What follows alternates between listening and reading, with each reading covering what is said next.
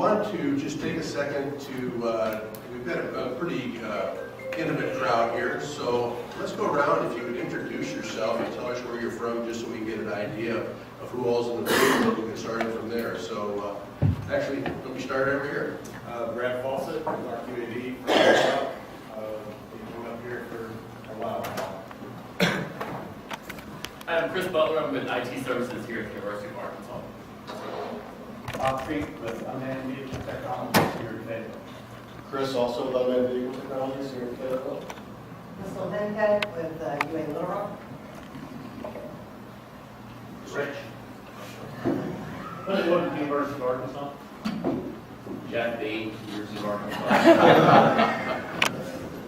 Hi, I'm Julia from UA Monticello, also divisional at UA.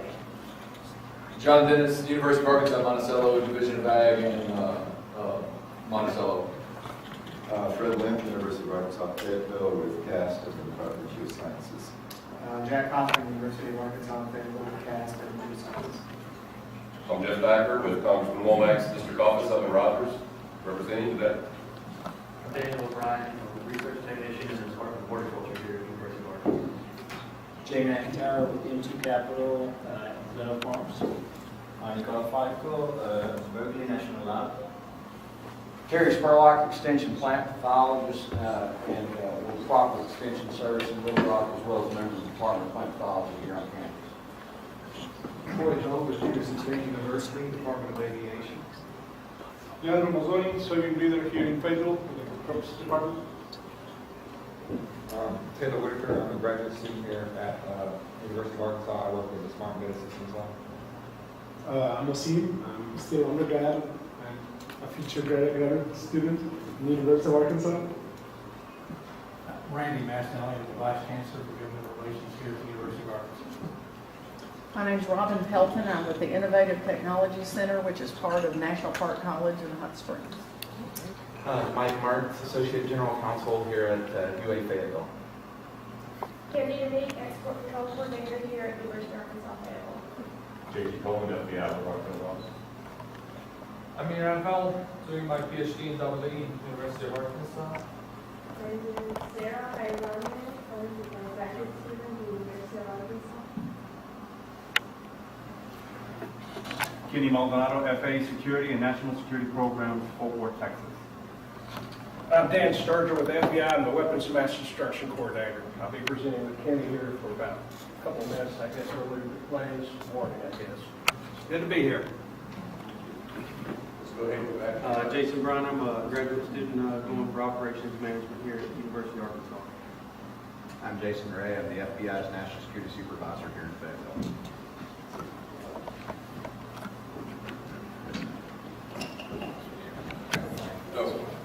Thank you. Well, we're seeing more and more activity in the drone UAS world, which is outstanding. One of the jobs I've got on campus here, which I really don't appreciate, is I get to approve every request to fly a drone on campus.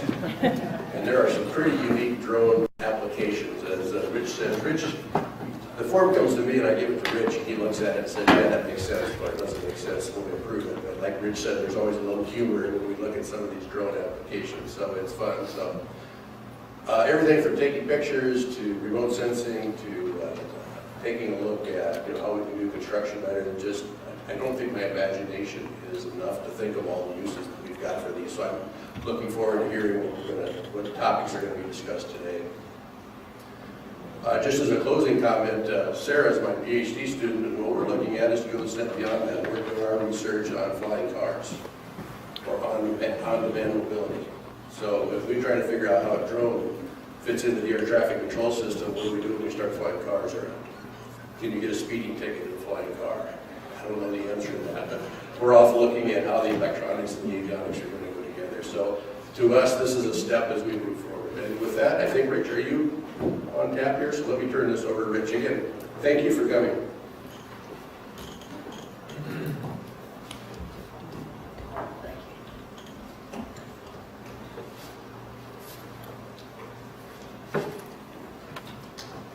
I am Rich Ham.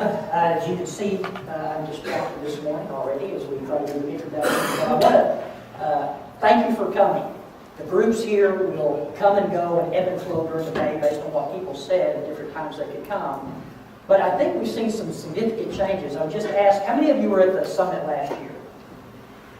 So last year we started out with 30 or 40 and ended up with 80 or 90. This year we did offer some streaming. We have people that are watching a stream and might ask some questions during the presentations.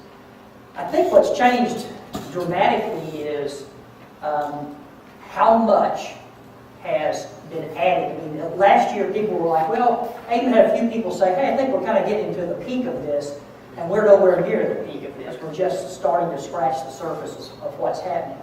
Last year we did a half a day, and this year we could have easily done 2 days with people that have new initiatives and things that are going on. What I hope it becomes, and I will ask some of you at the end of the day, we will ask to come up with some ideas for hosting maybe quarterly around the state, but to have more and more interaction. Because what we see is, we were having breakfast this morning and talking. It's like a startup. It is a startup. And what you see is there's a lot of misinformation originally, or people trying to get in quickly. We hope these kind of forums help people search, whether you want to do research or looking to apply them to your industry, to help you make some decisions so that you don't spend money and make some of the wrong mistakes.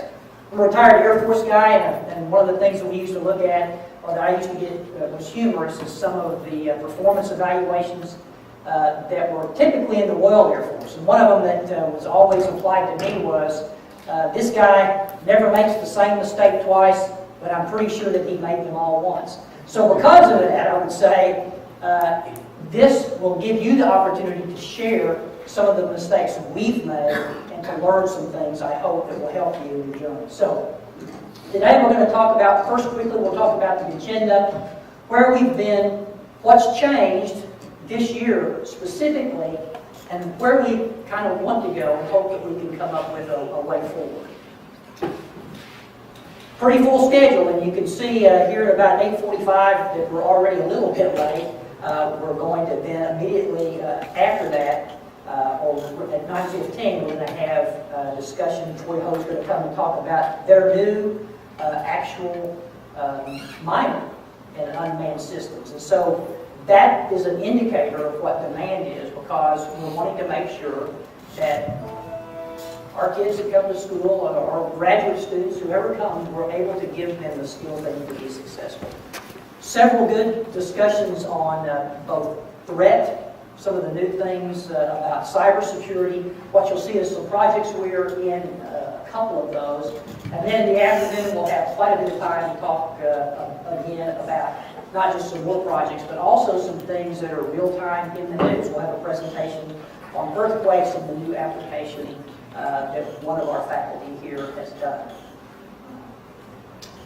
So, since last year, you see several things that, at least for the U of A, has done, and several of you here have been involved in. One is some growing research projects that include collaboration with national labs, and industry collaboration. Anytime that you see something that's new and the technology is changing so quickly, as it is in the drone and the UAS world now, the ability to work with industry, we can't overrate how important that is, because you kind of get the best of both worlds. You get an academic look and kind of an application of some scientific views, but industry will push you to do things quickly, to try new things, to move forward and to be early adopters and to see whether or not this will really work. And ultimately, they will push you in academia, not just to publish papers, but at the end with that published paper, to have an application that would be used. And so, as the land grant, one of the things that we're charged to do is to make sure that we're doing that so that we can improve the life of the citizens of Arkansas, and that what's provided actually has utility at the end.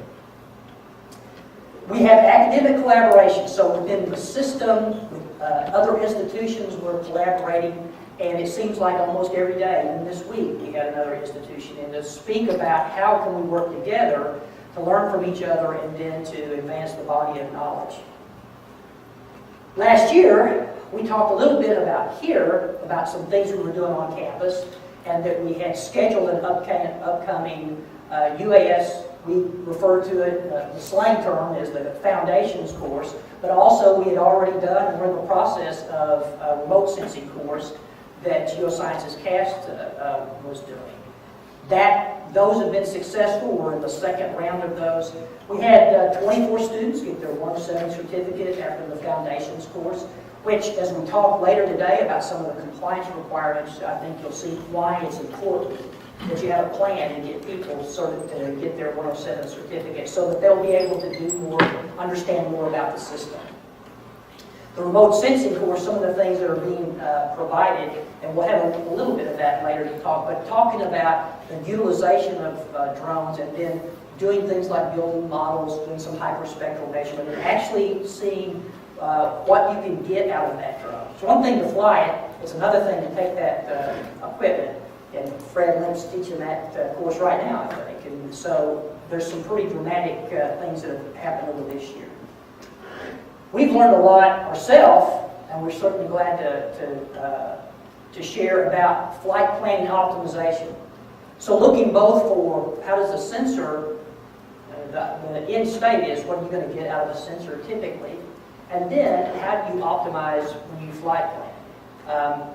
As a pilot, I do that every single time before I climb into an airplane, and so the change is this idea more and more, you don't just go down to Best Buy, fly it, power it up, and charge it, and then just fly it. Recreational flyers do that and it's fun, but often folks will try to make that same application, that same level of preparation for something that's a more serious endeavor.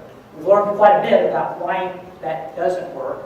We've got some industry collaborators here that'll talk this afternoon, and they'll tell you some of the things they've learned as well with that. And then we've gained some experience with different sensors about what's good, what's bad, what works and doesn't, and then some of the challenges that we would always be ready to share. So here's the thing I would say. We're going to have a great briefing, and I'm thrilled that we were able to get the FAA and the FBI back again. But you know, just a few weeks ago, when the FBI director gets up and says, you know, terror drones are coming here to the United States imminently. So the challenge I think that we have in the research space and industry space is this. So I travel to conferences to stay on top of what's the best, most current anti-drone stuff out there. And so this is one of the demonstrations that's presented. And I'm not saying that that's not completely unusable, because it is. It has a utility. But I will say this. I think we can do better than this. I don't think the nets would be very effective against swarms, and we know that the ability to develop swarming is really already done and therefore can be used by people with nefarious intent. So the research space to see how do we take over a drone. I'll give you one example. You hear people a lot talking about let's shoot them down. You see some of these, and some of our presenters will talk about today. So here's the Tree 600 can carry 35 pounds. So 30 or 35 pounds.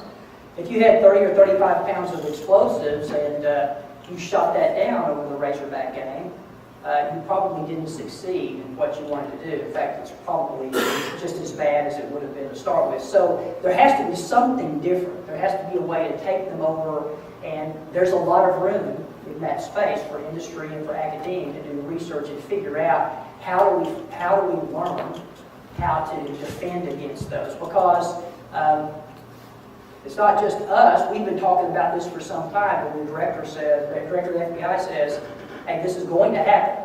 It's imminently going to happen. It's just a matter of time. First responder use.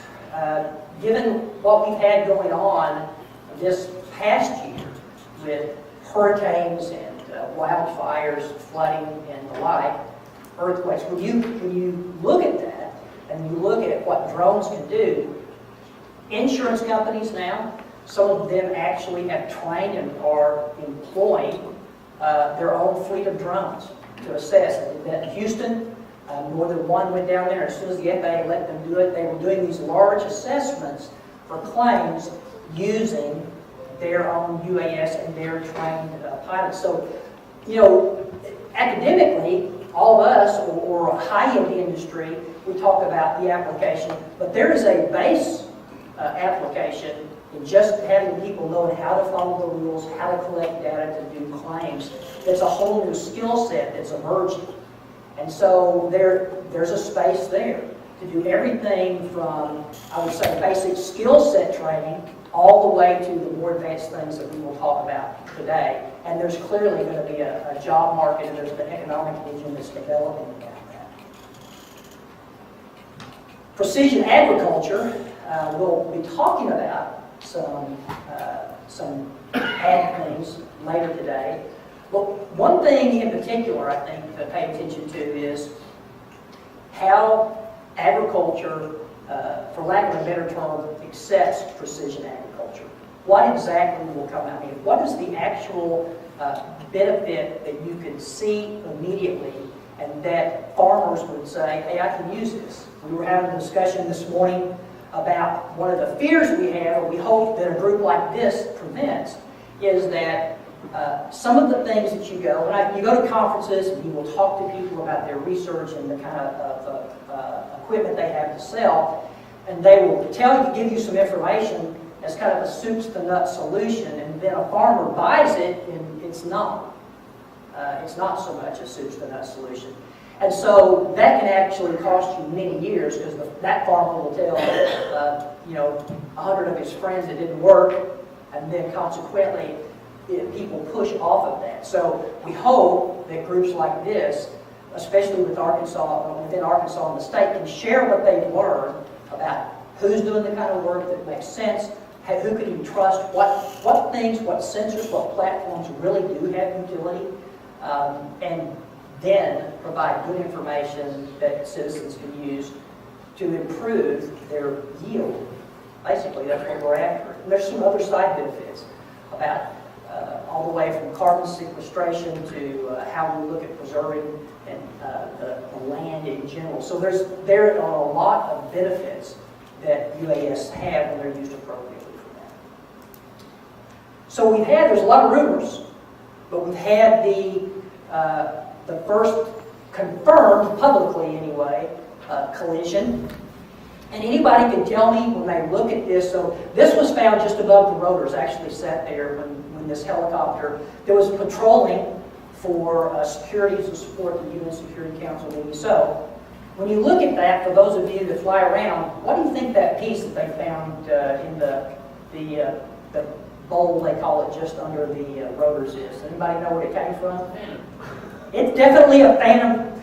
It's a Phantom 3 or 4 probably, or one. So for most of it, the first report came out, I'm like, I don't know, and then they showed that, and I'm like, yeah, pretty much that's what happened. So you can immediately see that there was a collision. Now here's the issue that we don't know yet. Some of our friends from the FAA may have better, but we're not completely sure that operator was operating illegally. I'm not sure yet. I looked at the airspace.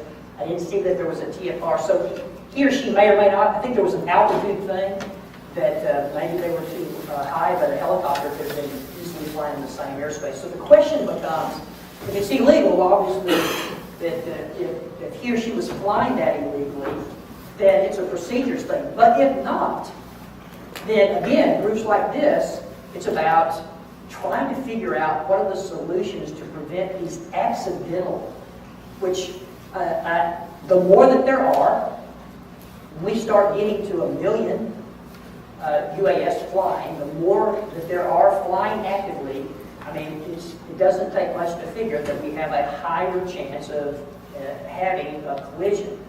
This one relatively, I mean, they had some shake. I heard that originally the pilots had said they thought they had a chip like some others, which would have been catastrophic, but they didn't. But they did have some vibration because of that. And so they made an emergency landing so that they could see what was going on with the aircraft. And when you pick this out immediately, I mean, the investigation of that didn't take very long for them to know what it was. And it did significant damage. So there's some technology there, even, monitoring ADS-B, which for a manned aircraft is Very familiar. That's technology that's relatively inexpensive to try to figure out so that a drone operator has a situational awareness to know. That could be a simple solution. It may require more, but I think, again, it's this kind of group that's going to make those kind of discoveries, if you will. If you look at the things, and the FAA is spending time trying to figure out how to get us into, when I say us, those of us that want to operate frequently to do some things that right now are difficult to do under some of the current regulations without waiver. The universal traffic management, the study, the concept of how do we figure out ways to put the UAS into the national airspace system in a way that it's safe and integrated and has a lot of the same controls that we experienced in manned aircraft.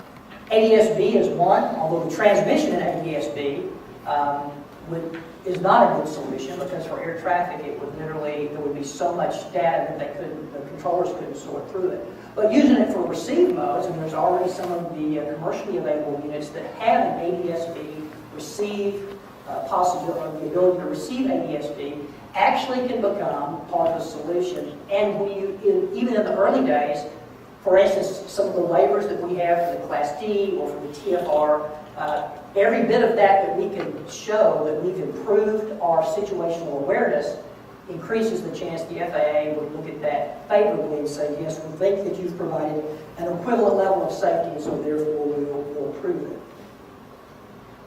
Everybody that is spending any time in UAS researcher space and wants to figure out how we're going to finally get to a point that we can do the kind of work that we think will have the most utility and give the most use to our citizens in Arkansas or mankind, know that beyond line of sight is where we have to be. But we have a lot of pieces that are missing. Things about how we communicate, the maintenance and reliability, both of the comms and also how secure as far as the cybersecurity piece.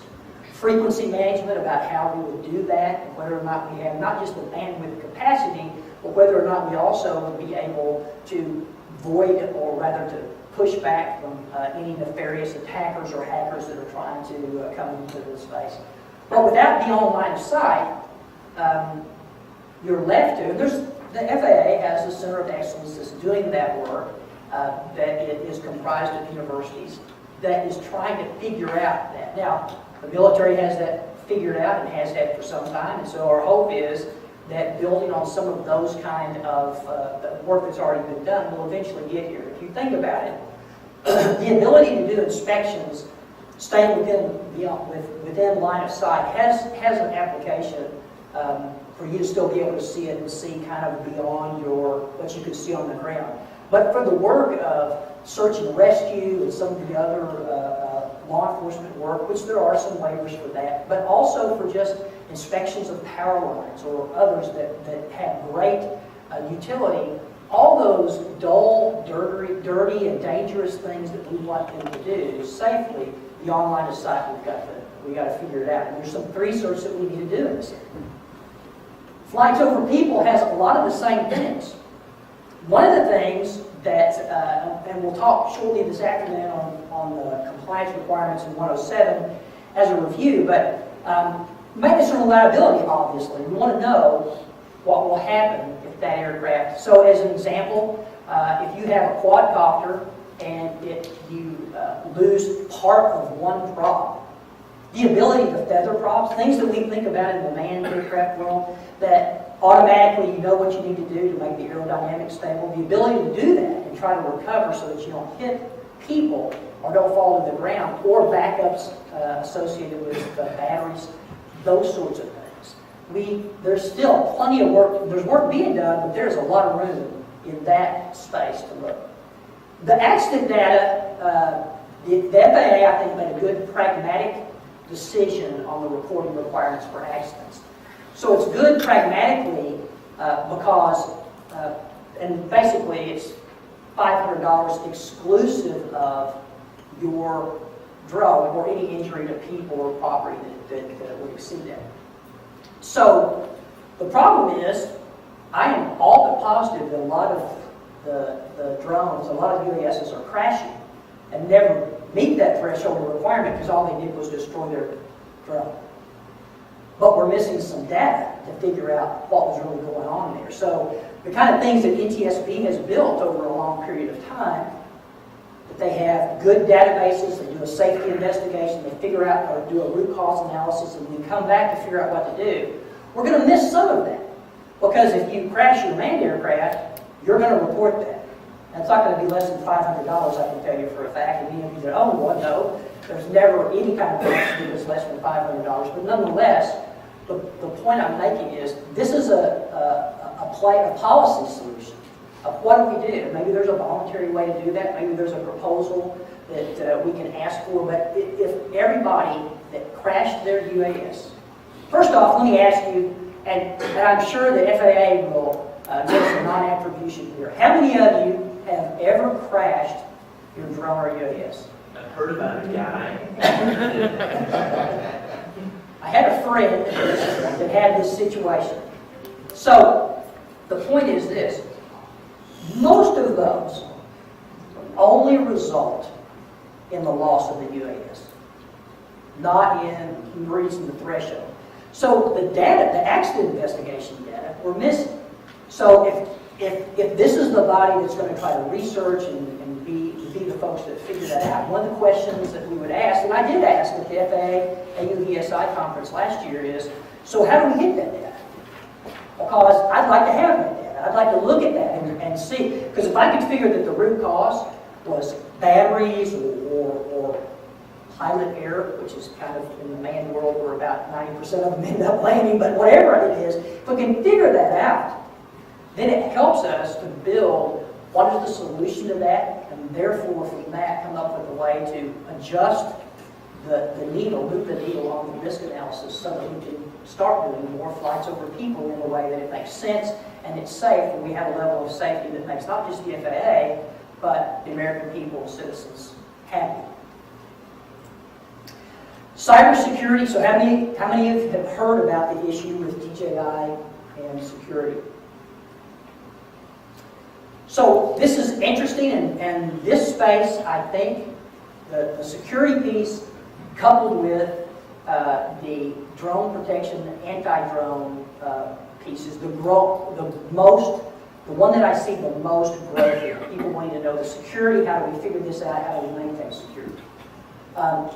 Interestingly enough, the Army has backed off this a little bit, because they have some policies now that they can actually put in and use these. But the key is it's both a hardware and a software issue. And so what transmissions are going, where packets of data are ending up, and then who's using that data is an important thing to understand. So some of that could be self-monitoring. There's some space there, and I see more and more literature about the ability to self-monitor where packets are going, and the ability to see what's going to happen with the data once you've used it. And that's everything from if you're connected to Wi-Fi while you're flying, all the way to when you go to process that with a third-party vendor. DJI has many agreements with some of the third parties that aren't owned by them, but many of us would have used, that where they have put their data into that software to make it easier to gather DJI data. So trying to figure out how that works together and making sure and ensuring that we know where it's going in self-monitoring is an important part of the space that's out there too. And obviously the hacker issue is a growing concern. So where we're going, there's no doubt that there's a lot of different types of studies that have great potential for interdisciplinary work. But in the UAS world, it is almost all. There's a few that are kind of narrow, but the interdisciplinary work is all but unlimited. Anything that you can think of, a discipline that you think of, everything from how do you fly the airplane, how do you process data, how do you develop new sensors, how do you, the way that you protect it from being hacked, to what should the policy be, I mean, what makes sense policy-wise, to analyzing accident data. All of those things across several disciplines is the growth. And the most successful projects and groundbreaking work that's done have an interdisciplinary approach, and that work has become more and more between disciplines. Industry collaboration is absolutely, to move this forward, an important part. A lot because of what I said earlier. But the thing in some of the projects we've been involved in that you notice immediately is, the natural tendency for academia, wait, I want to see all the data in the world possible to view before I make a decision. I'm being a little facetious, but the point is we want to see things, we want to see a lot. And industry's pushing, no, I think there's a place for us to move here. Let's figure out a way to move. And so that natural two different worldviews, when they come together, ends up producing the best product. I've seen it, I believe it, and I think that's going to be an important part of the way forward. AUVSI, and today hopefully we'll have that talk at lunch, but that starting a state chapter for Arkansas is, I believe, an important part for us to be able to have access to data and also access to some of the advocacy that's happening in DC. There's some things when we talk about the in academia for the FAA educational use memorandum that I would like to see some things I think safely could be changed in how that's interpreted, and it would have the same level of safety, and we would be able to move some things forward quickly, and some of that, and again, naturally it's the way that it should be to make it safe, but I think there's some ways always to tweak those over time as we learn things. Applied research, so all technologies that move quickly, and this is one. The FAA will say, and in the spring when I went to the conference, the administrator said that their biggest struggle is keeping up with the technology. About the time that they think they have something figured out, new technology comes and they always feel like they're playing catch up, trying to figure out how to do this, because the technology constantly changes. That automatically lends itself to applied research, because long-term studies to figure out something, by the time you get to the end of the utility of that research, in many cases, it's overcome by events. There's already been implemented, things have already changed, and so it lends itself to a lot of applied research. The cost, if you look at some of these units, and some of our folks here today will talk to you about what can be hundreds of thousands of dollars that are invested in machines. What that drives is something, a more aeronautical-based approach, aeronautical decision-making, because if you ask one of these folks, hey, do you just fly that haphazardly? What's the impact if you were to crash that? And then sweat starts beating on their forehead just thinking about it, because it is very expensive. And so this idea of paying attention to maintenance records and making sure that the density altitude is where it should be, that I have planned this appropriately, and so I've removed as many risks as I possibly can. You'll never remove all risks. I'll never forget my original flight, my basic flight instructor said, we were talking about risk management, he asked me, he said, how can you eliminate all risk from this flight? And so I started naming some things. He goes, the only way you eliminate all risk from this flight is if you don't fly, you go home. There's always a level of risk. You have to manage that risk, and the way that we do that is teach, and we do it here, and I know Troy does and others, but we're teaching how do you manage that risk, just like you do before you fly.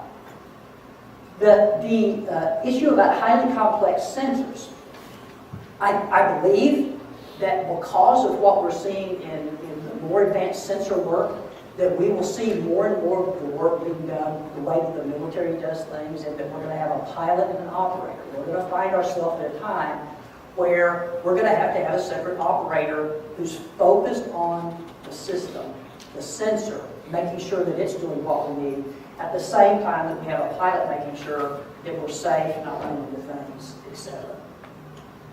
All of the areas that we could go, all the time, there's current research happening. Amazon, Walmart, others about supply chain, what's going on with transportation, education and technical training is growing, like I said, because the skill set is going all the way from someone who wants to just be that person working for the insurance operator to gather claim information to somebody doing very advanced work with very expensive equipment. We had a paper, one of our graduate students, I think, is here, that wrote a great paper on the use of UAS to make a detection in cold storage at a distribution center to see where the leak's happening, what's going on with the refrigerated units, and then the use of those to make decisions on whether food should be loaded on a unit or not, and what you should do to save money. It doesn't take very long for industry to figure out that kind of the return on investment for those makes a lot of sense, and we're going to see more of that. We see it all the time, more and more developed. Okay, in interest of time, we're going to go ahead and start and do a question session after. We'll have the ability for people that are streaming to send some questions in that we can answer. But quickly, are there any questions before we start anybody would have before the next session comes? Okay. All right, I think we're ready to load one of those. Which one is yours for?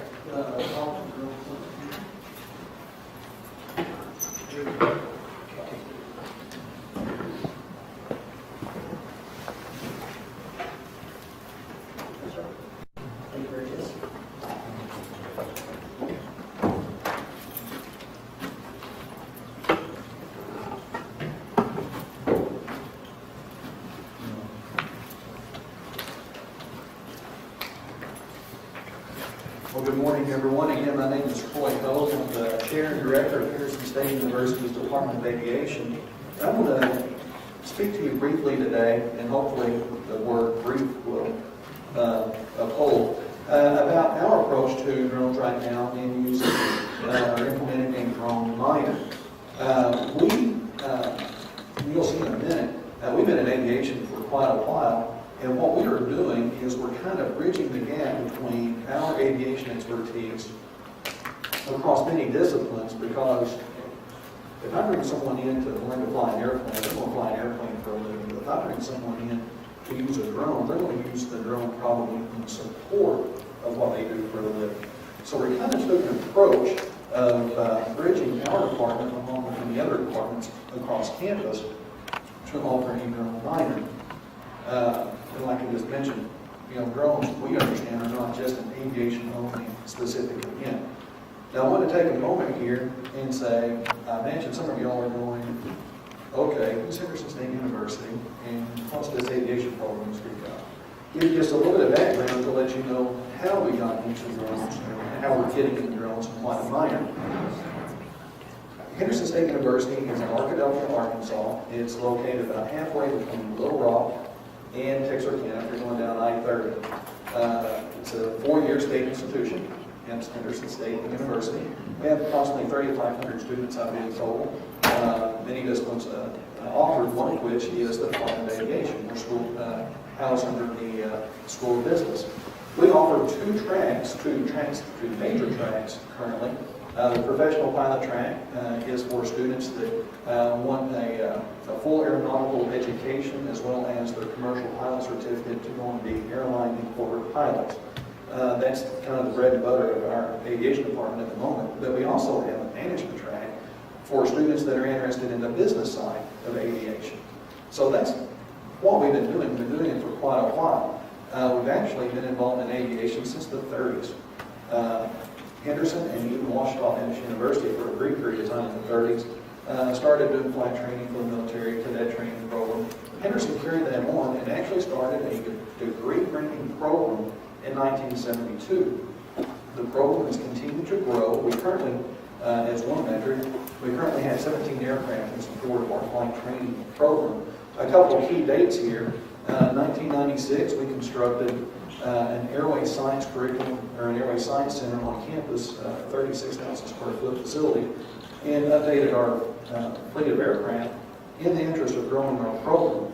10 years later, we constructed another facility at the airport to better take care of our flight training program and purchased yet additional aircraft.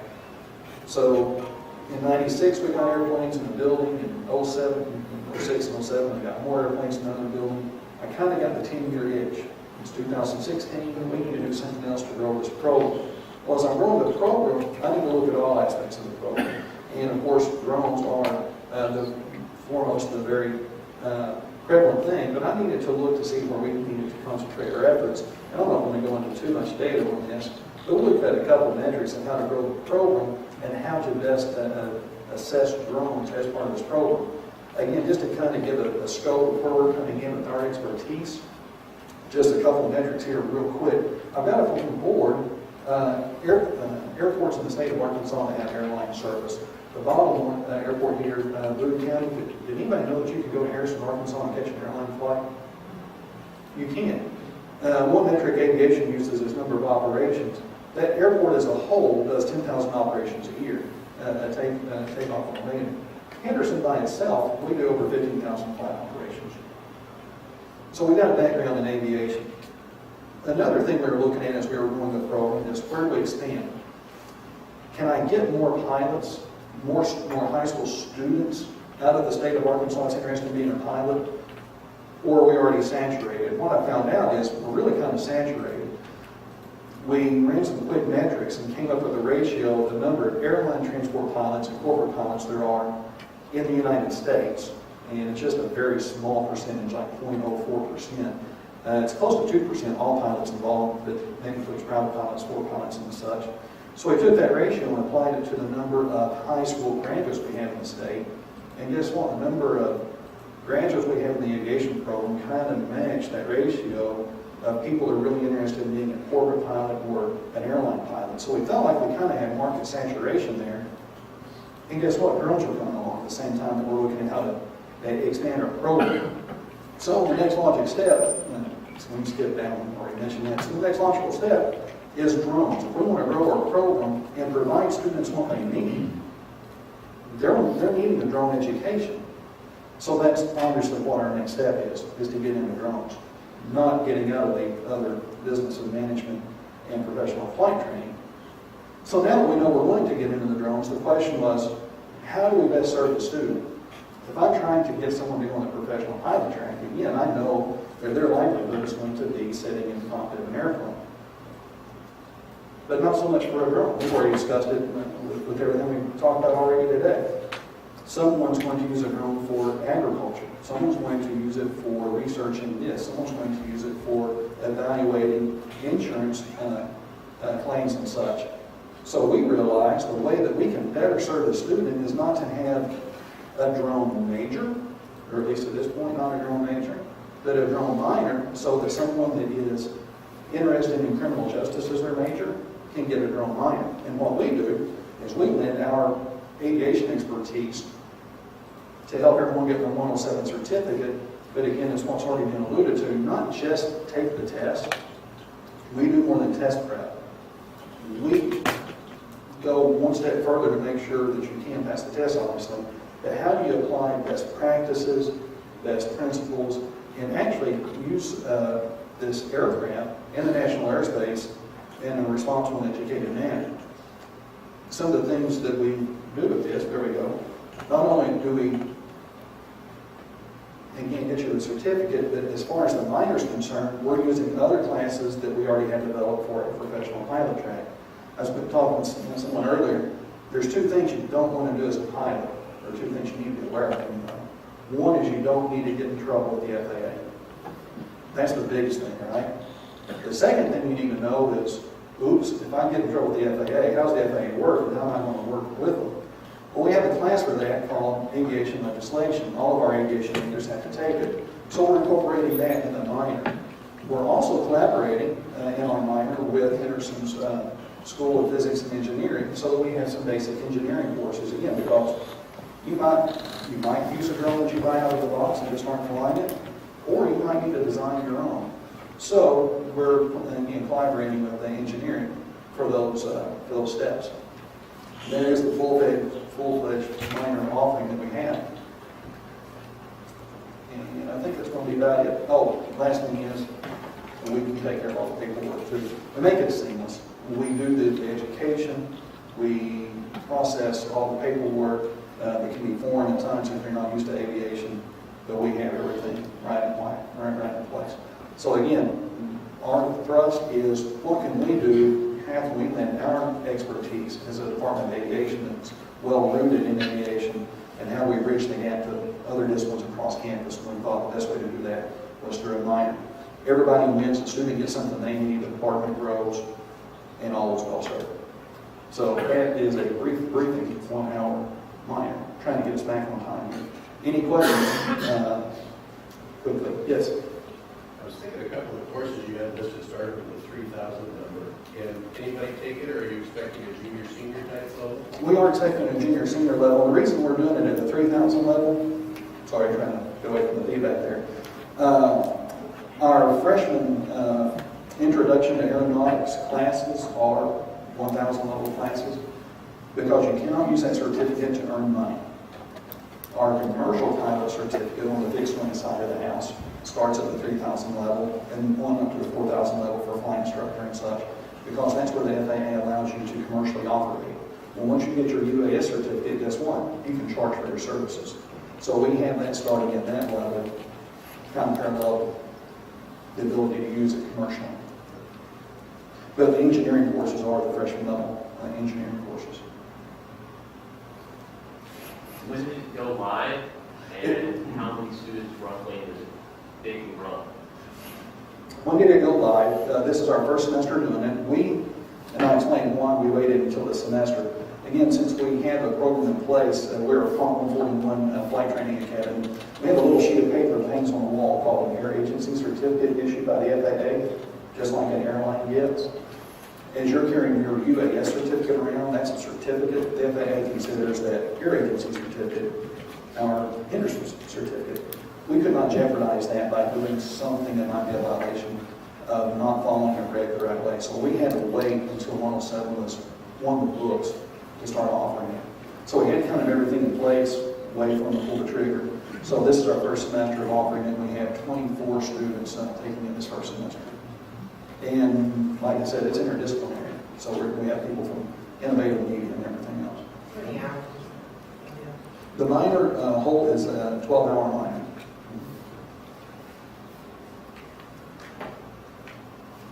Troy, you find that your students that are already interested in flying land aircraft who are doing this as a sideline, or other students in management track that are doing it? Yes, our professional pilot track students are very interested in it. The thing, if you're already a certificated pilot, you don't have to go take the 107 knowledge exam. You can take another FAA exam and just show that you have knowledge of 107. You already know the airspace, which is what we're teaching earlier. You alluded to this, we're teaching all of that. So a lot of our pilots have already obtained their UAS certificate, their remote pilot certificate, based upon their previous pilot experience. And what we're looking now is branching out, getting into full-scale government contractor and that kind of thing. We're looking at taking our commercial pilot track, taking off a need for the multi-engine and things like that, and substituting full-scale simulation to branch into the full-scale and develop this into a major track study. Still offering a minor interdisciplinary, but we can see where this, you're talking about the next step, what's coming up on the future. Our future is drone simulation and have this hybrid, what we're currently doing with commercial training, and make that full-scale training. Are you all the only people in Arkansas offering? Are you all the only institution in Arkansas offering flight training? Offering like conventional flight training. We have a 2+2 agreement with those Arca College where they get the private pilot certificate and transfer in. Because one thing that we have is another certification by the FAA called Restricted Airline Transport Pilot. Our students can become airline pilots at 1,000 hours instead of 1,500. It saves a lot of time. I explained that to get back to your question on the 2+2.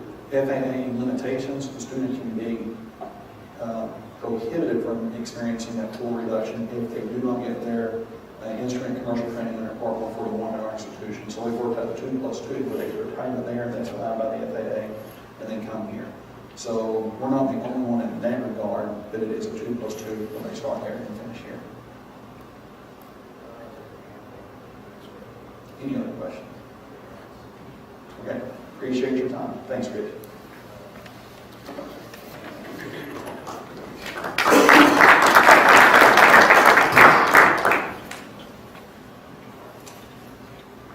Our next briefing is 188. Gentry, if you'll come up. And this is always well received because obviously the military has a lot of experience in this area. Has been flying some very sophisticated units. And I don't know how many of you know that we actually have a unit in Fort Smith. So as part of the state, the ability, we hope what we do around the state is you begin to see some of the programs that we're putting in and other institutions around the state, including Henderson and others within not just the U of A, but other systems, that we're going to see more and more of our students here stay in Arkansas. and think maybe that they might want to do that for the military and hopefully stay home instead of getting hired away by industry very quickly. So I'm going to go ahead and introduce you while he's setting you up, and you can put this on. Thank you for coming.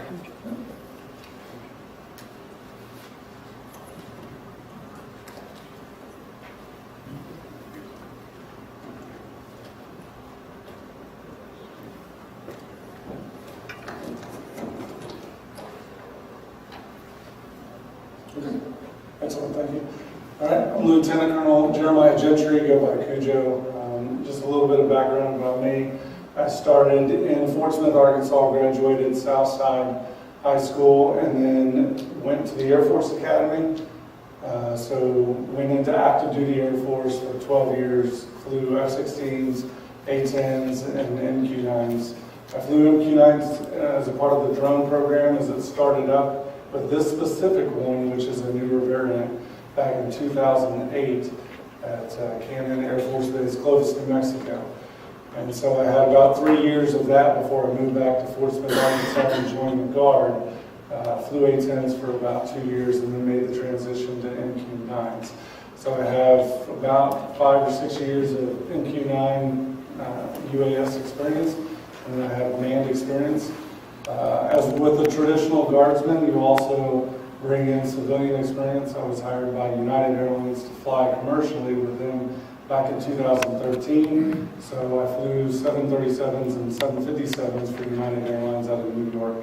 I'm currently on a military leave of absence, which is allowed up to 5 years. And so I'm serving as a part of standing up this program and continuing to serve as a full-time capacity down in Fort Smith, Arkansas. I'm the Deputy Group Commander at Fort Smith, Arkansas. At Fort Smith, Arkansas, we have 4 groups, 2 support groups, and then 2 operations kind of groups. There is about 300 people as a part of the intelligence group that processes, exploits, and disseminates images, and then also does research, both short-term and long-term, into the systems, to either target systems or you think cyber warfare, and also just images and videos that are being downloaded from the operations group. And so we have both the ability to exploit the images we're pulling in, as well as put the aircraft overhead and continue to process the target based on the airplane that we're flying. And so I'm in charge of or assistant in charge of the operations group, which is responsible for 1 combat air patrol MQ-9. And that MQ-9 then is flown only in combat. We're 60 miles south of here, and that is being flown 24/7. There's no actual MQ-9 UAS parked at Fort Smith, Arkansas. All of them are deployed into other theaters around the country or around the globe, but none are parked on our ramp. Inside of that operations group, we have approximately 250 people to support that 1 combat operation. The Intel group has about 350, and then the Med group and the Supply group make up about another 500. So in our construct of traditional guardsmen and full-time guardsmen down in Fort Smith, we have about 1,000 people working on the airport in Fort Smith. Of those, 300 are full-time, and the other 700 fill the traditional guardsman role, where they're only coming in one weekend a month. We've been around Fort Smith for a long time, started in 1953, and then continued to fly a variety of aircraft. Those aircraft typically change about every 5 to 10 years, as you can see. We had started in training, reconnaissance, moved to fighters, attack, and are back to attack. And Q9 is a variant of both attack and reconnaissance. The last A-10 flew in 2014, and we set up combat operations 2016.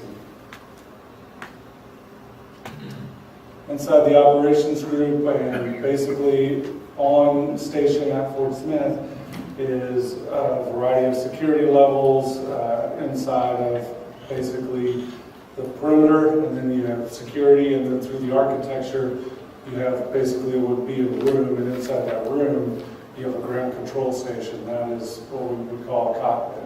That cockpit makes up everything that we need to fly the aircraft. The aircraft, again, is not on home station. The aircraft is somewhere not here. So not only are we beyond line of sight, we're well beyond line of sight and global reach anywhere where you have a satellite footprint coverage.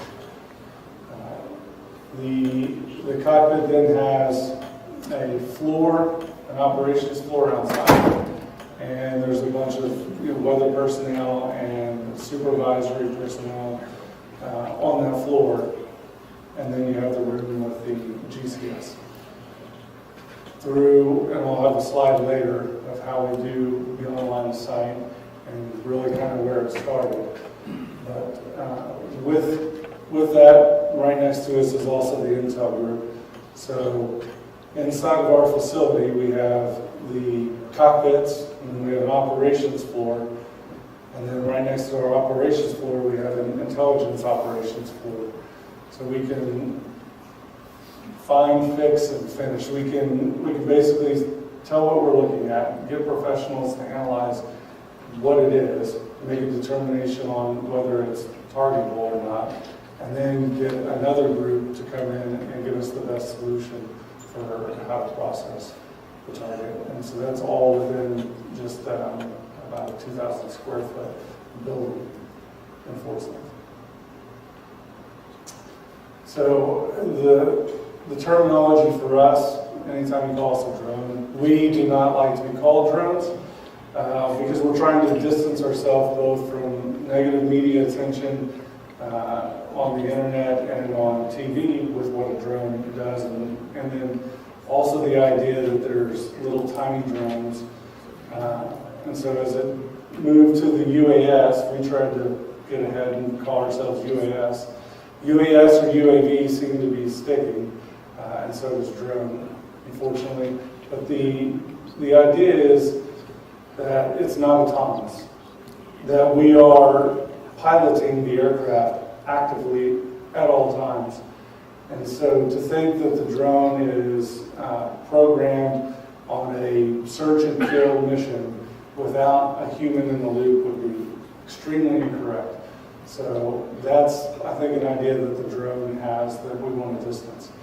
UAS seems to be any variety of unmanned aerial system, and we more associate UAS with small UAS, kind of the ones that you guys are talking about here, whereas the plane that we're flying is basically from where I'm standing to the end of that wall. That is nose to tail how big the airplane is, and about from this wall to the third row, the wingspan. It's about the size of an A-10.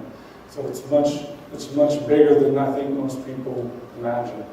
It's also much more complicated. It has signal systems on it, sensor systems, satellites, ability to communicate with a variety of ranges, not just C-band, but not just satellite, not just KU or KA, but all variety of signals and frequencies that we can control. either via line of sight, switch over to beyond line of sight, or switch over to what we call remote split ops, where we would do satellite control. So then we tried to distance ourselves from the UAS community. We're calling ourselves the UAV, or unmanned aerial vehicle, and that didn't really stick. And then RPV, or remotely piloted vehicle, and that's still not sticking. What we're trying to get to stick is the RPA. So to try and distinguish between what's a commercial aviation or what's a search and kill drone, it is not. It's a remotely piloted aircraft, and that aircraft can be any variety of aircraft that we fly. There's 4 or 5 that are more popular in the media, and then this one is more commonly known as the Reaper. And then you have the Pred, or the Predator, which is more, I think, known across most people, in most people's mind, in the military. But we have moved away from the Predator. That is going to be extinct and no longer flown within a year. And so that's a smaller version of what we're currently flying. And to give an idea, the size comparison is both on duration, capability, altitude, and its size. So a 182 or 172 is about the size of a Pred, more of a lawnmower type engine, whereas the MQ-9 turbofan, turboprop correction, and it is able to climb much higher, go much faster, and stay airborne for just as long. The armament is about the same as an F-16. The A-10 carried way more weapons, but the F-16 was about equivalent to what this can carry, and still stay on station 18 hours instead of an hour and a half. So kind of the construct, or what we have done with with taking, it started probably in someone's garage in the 70s. I think he did it for the Predator. And then it moved on, and the military caught hold of it around the 90s. It started flying in the 90s as just a single pilot. And someone alluded to earlier, a single pilot doing everything, to include running the sensors or the whatever operator, whatever signals or spectrum or video that you're trying to pull out. Whatever you're trying to process, whether it's agriculture, real estate, law enforcement, whatever it would be, we quickly found that we did have to get another person to do that. Even though you can make these on pre-programmed missions, you can fly them, you could set them off on their own and bring them back. As dynamic as things are, either in aviation or in weather, or for what you're trying to do, something becomes of interest to you and you want to turn back around. And how complicated these systems, I think, will be. You'll find that you will need 2 people. What we have done is put quite a few people. So it started as 1 person, and now it's closer to that. About 1 to 10 is how many people it takes to put up 1 aircraft and manage all the sensors. Because we keep, we don't really change the platform as much, but as you can imagine, the technology that goes inside and how much can be done with that, and the information overload means that you need to start breaking off bandwidth and handing that system over. And what's really interesting about when you get through the satellites and you're able to do it, you can break off sections of that bandwidth, and you don't have to send it all the way back to the pilot or the ground control station. You can pull it into where the satellite terminal is. You can bring it back fiber optic, or you can take it off of there and reroute it to anywhere in the world and have someone else explore it, someone else control it. So you can find that you can have 4 or 5 people controlling different things on your airplane without your knowledge or with your consent, but you're just told to go somewhere set in that area while they do what they need to do. And so if you get into that level of exploitation, you can find that, well, yeah, things are rapidly changing, and not everything has to be inside this system. For ours, down in Fort Smith, what we control, it's a pilot, a sensor, a mission intelligence coordinator here locally. And then it goes back to a relay station, which I won't mention, but there's a huge construct, another operations center that helps break out all this fiber optic, which you can imagine is quite a bit. This is what I was referring to when you start bringing in too much information. You have to break it apart. For us, that information's already being broken apart and exploited in other places. Just what the pilot has to do on the left is manage about 6 to 7 screens. Each screen for the unclassed side is exactly as what we're talking about. But when you're actually doing it, each screen has a very specific different system that it's managing, and it's not just a tactical display. So if you can imagine that one sensor in the top left screen is being managed, manipulated, and you're trying to no longer fly this, but I think of ourselves as more mission managers. We are just getting the aircraft overhead, and once we do that safely inside the airspace, we are now managing a mission and managing a lot of systems to make sure that that mission gets accomplished. And so there's a different screen for each one, and some of them are tactical data displays, moving maps, basically a sectional, a really fancy sectional with a lot of information pulled in, just like you might get off of an ADS-B into ForeFlight with Stratus or any variety of GPS or satellite injects. So that's just one. And then the other one is more for the aircraft and how you have to manage it. Strangely enough for us, it's still about 1990s technology on how you move the airplane around on the moving map. So that top moving map tracker is very antiquated and would be equivalent to trying to drive off of the maps that they had in 2000 on some of the deluxe luxury vehicles. And now if you take that and you use your phone, you've got something so much better to drive around, and all that is just a couple of lines, no fidelity, but it's good enough to get you into the location you need to be. And then all the other systems, again, pull in and try and overload what you're doing. If all you're doing is sitting overhead, it's not a problem. If you're actively trying to target, process, and correlate the information that's being done to make sure you're getting the mission accomplished, then it can be very challenging. That's all the pilot sees. That's one screen of the 7 that you look at. So flying line of sight, you can see what the airplane is doing. You can react to it.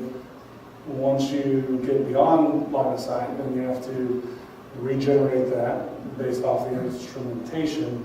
And this is basically all we see. We don't have any cameras around the airplane so that we can see 360. That causes problems with the FAA because we cannot see and avoid. There have been a lot of initiatives to do ground-based radars up to our plane to make them cooperative so that they can sense and avoid, or passive systems that once another aircraft of a certain size or radar signature is seen, that it can sense that and avoid it. All those initiatives have been in effect, and so far to date, none of them have been successful in satisfying the FAA so that we can fly inside their airspace under VFR. We have to be IFR, and we have to fly either with an observer on the ground if we're outside of restricted airspace, or in Class A. And so the only way we can fly stateside is launch out of a restricted airspace, climb up to 18,000, enter the Class A, and then transit.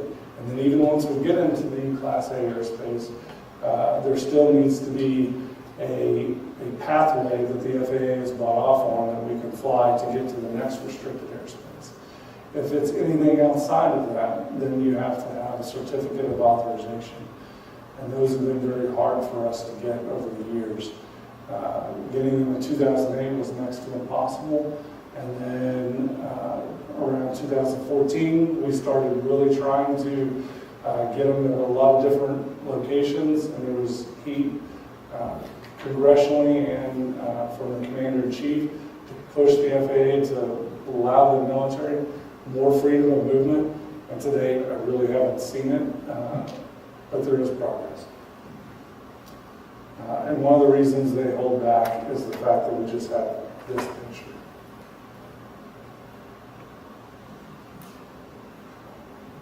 That's another MQ-9 flying, and we're watching it from another MQ-9, just to give you an idea of what it looks like.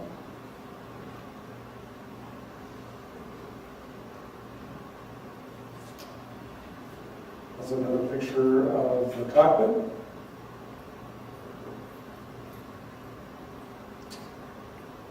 One thing that I think this audience could take away from is how much training we put into both the pilot and into the sensor operator.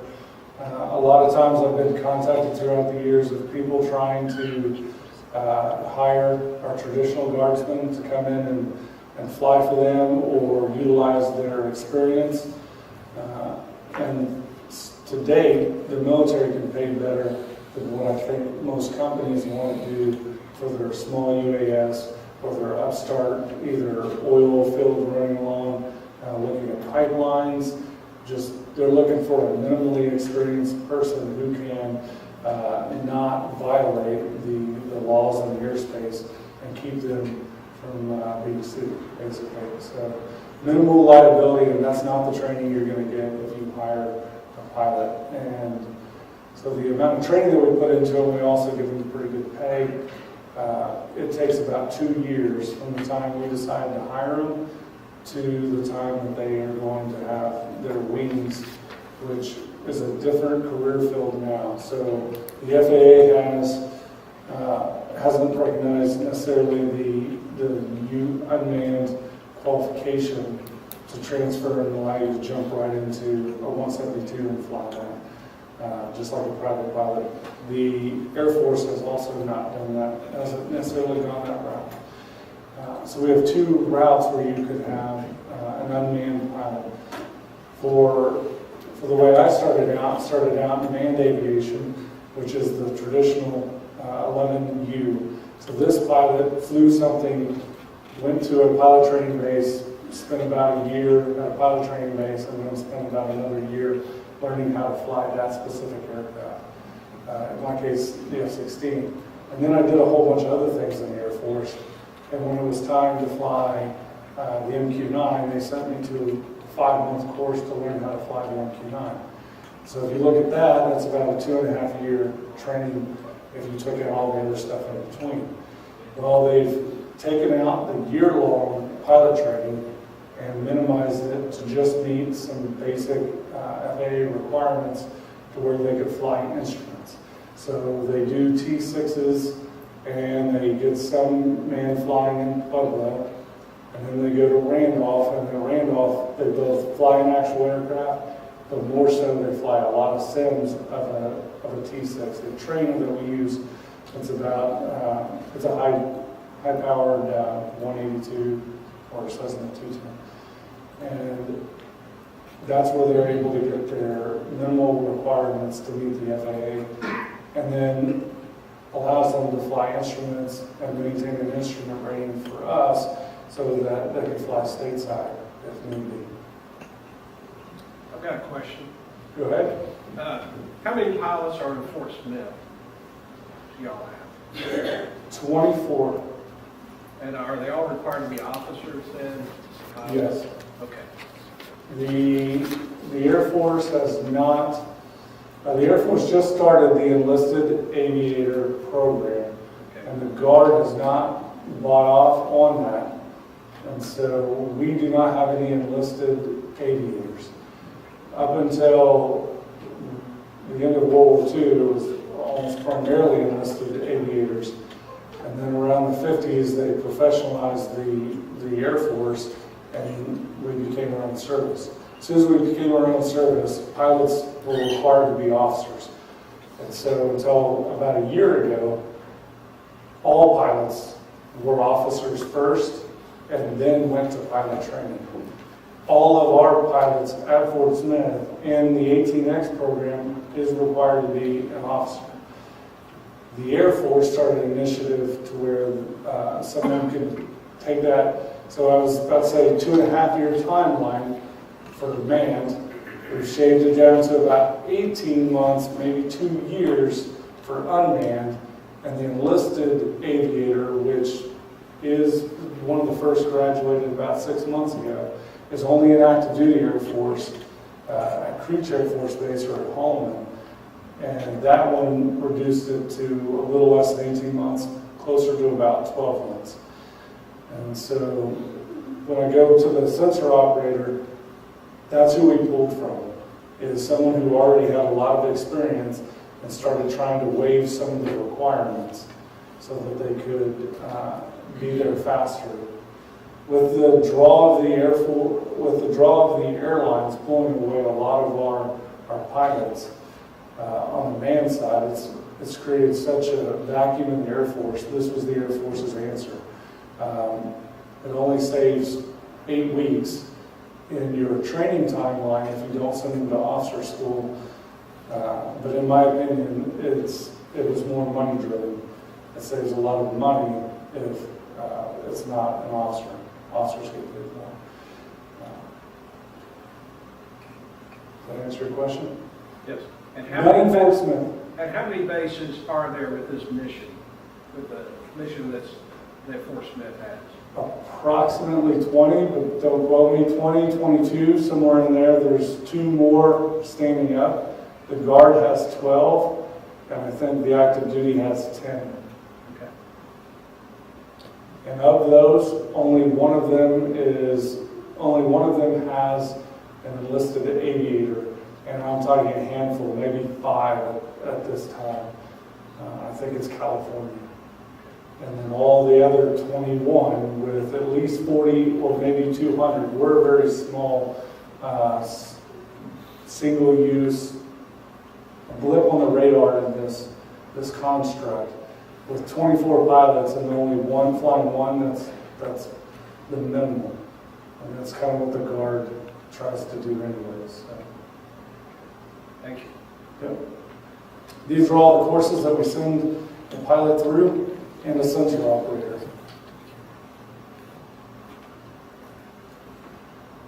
And the pipeline that's changed to try and make the enlisted aviator, I don't know what it looks like. I haven't seen it. Well, actually, they've sent it to me, but I haven't delved into where they've cut things out. But it wasn't just the officer training.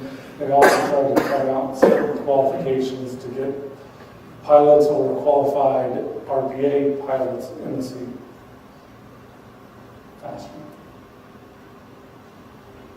So this is where we started out in the early 90s, where it was line of sight operations. Training took place at Creech Air Force Base. They said, this is really cool, why don't we send this over to Bosnia? And they packed everything up in the back of C-17, sent it over, got as close to the front as they could, both humanitarian and intel driven, what's really going on over in Bosnia. Only get it out to about 70, 100 nautical miles before you lose link and you have to bring it back. And so there's a footprint involved, and there's also very limited ability to conduct operations. And then as we decided to experiment with the beyond line of sight, we took satellites and pulled them in. So now the GCS or the cockpit is still in theater. And what this allows you to do is the same pilot who's taking off the aircraft via line of sight ensures that the satellite is seeing the aircraft and can fly it safely, and then flips between flying it via line of sight and C-band, and then starts flying it through KU and satellite. And now you can take it via satellite and you can take it out to its full range of about 1,500 nautical miles before either gas or time run out and you bring it back. and then you land it. We're unable to land these, they do not have auto land capability at this time, so you have to have line of sight to minimize the delay to the point where you don't crash. Because if you try and land one through satellites, even when it's straight up and straight down the same satellite that you're using, and you crash them. The delay is too much, one gust of wind, and you've miscalculated, and the aircraft is $1 million, $10 million aircraft is toast, not to mention all the equipment that's on it. Is that delay significant, or? The delay is significant enough to where you cannot account for the changing conditions to land safely. You can take off safely 99% of the time. You can land safely probably 9 out of 10 times. But the cost-benefit trade-off to trying to land one via satellite 1 out of 10 times, you're out 10 million, you don't do it. So, yeah, it's doable, but it's not, it is significant enough you can't. It is not so significant that you can't fly around and not, you don't really notice except for if you move the control, then you have to wait about a second. And then the airplane reacts. And then your world that's happening 7,000 miles away is kind of a time distortion. It's happening exactly as you're inputting. So the delay, human factors, you don't really see it or notice it. It's just your corrections always seem to be a little bit of an overcorrection, both in the way you move the sensor. But you can still follow people, you can still engage a weapon effectively. You can still do everything you need to for the mission, just not take off line. There's a delay there and back, right? So you input, you move it right, and there's a delay coming back, and you give it a feed that comes up, so that you see also, right? So yeah, and if their world, and it's, I think, classified number, but anyways, let's say it's 10 seconds. It's not, but it's, that world is happening 10 seconds behind everything that you're doing, basically. And so the next slide, we decided that staying underneath the same footprint of the satellite and having that cockpit there was maybe not the most efficient either. So then we started doing remote split ops, which means now from one GCS can just kind of think of it like an aircraft carrier. One cockpit can go out, grab an airplane, pre-flight it, send it up like an paper airplane, throw it, the satellite can catch it, and then they can start flying. So the LRE can be, the launch and recovery element can be much more effective if you are in theater and just constantly launching these things back to back. You only need one pilot and one crew in theater, reduced footprint. You don't need 5 different cockpits, 24 different pilots and operations center. They're in theater. So we move all that architecture back across the ocean. And once you do that, then to minimize the delay, we do not go up a satellite in the United States and then go cross satellites and down. We're staying within the same footprint of the satellite. So what we'll do is send it via fiber optics to whatever satellite terminal. So the relay, the predatory satellite link, basically the satellite dish on the ground that talks the satellite up. So as long as that is underneath the footprint where the airplane is flying, then you're good to go. So we send fiber optics across the ocean from Fort Smith, and then we send them up the satellite from the one that's launching underneath that footprint. And by doing that now, the 22 different bases all across the United States can be flying in any different location anywhere in the world. And if weather says that this launch location is no longer viable, weather shuts down all of one theater of operation, then not only can you move to a different continent, you can move all the way across to the other side of the ocean, run it through fiber optics, and now be force protection in Korea, or humanitarian aid in Haiti, or wherever the next mission needs to be. So we also do disaster relief. Stateside, it requires a lot of coordination. that, it requires both state, governor, federal, commander-in-chief, and has to be a viable reason. So the Hurricane Katrina was enough to trigger, okay, we've got the Secretary of Defense's sign off and congressional, and it meets all the legal authority, we're going to be able to launch these. So for people who are afraid that they are watching them or spying on them, it's way further the other way. In fact, it takes an act of Congress, which you know is hard to get, in order to fly these locally, even if it's a really good reason. The fires in California right now are being supported. So that was enough of a trigger. There happens to be a training base of MQ-9s in LA that launch out of Northern California, and so they're supporting the wildfires that are currently ongoing. And we sent down aircraft and support to St. Croix. This slide's old from the last time California had a fire. And we are currently supporting the one that they're undergoing now.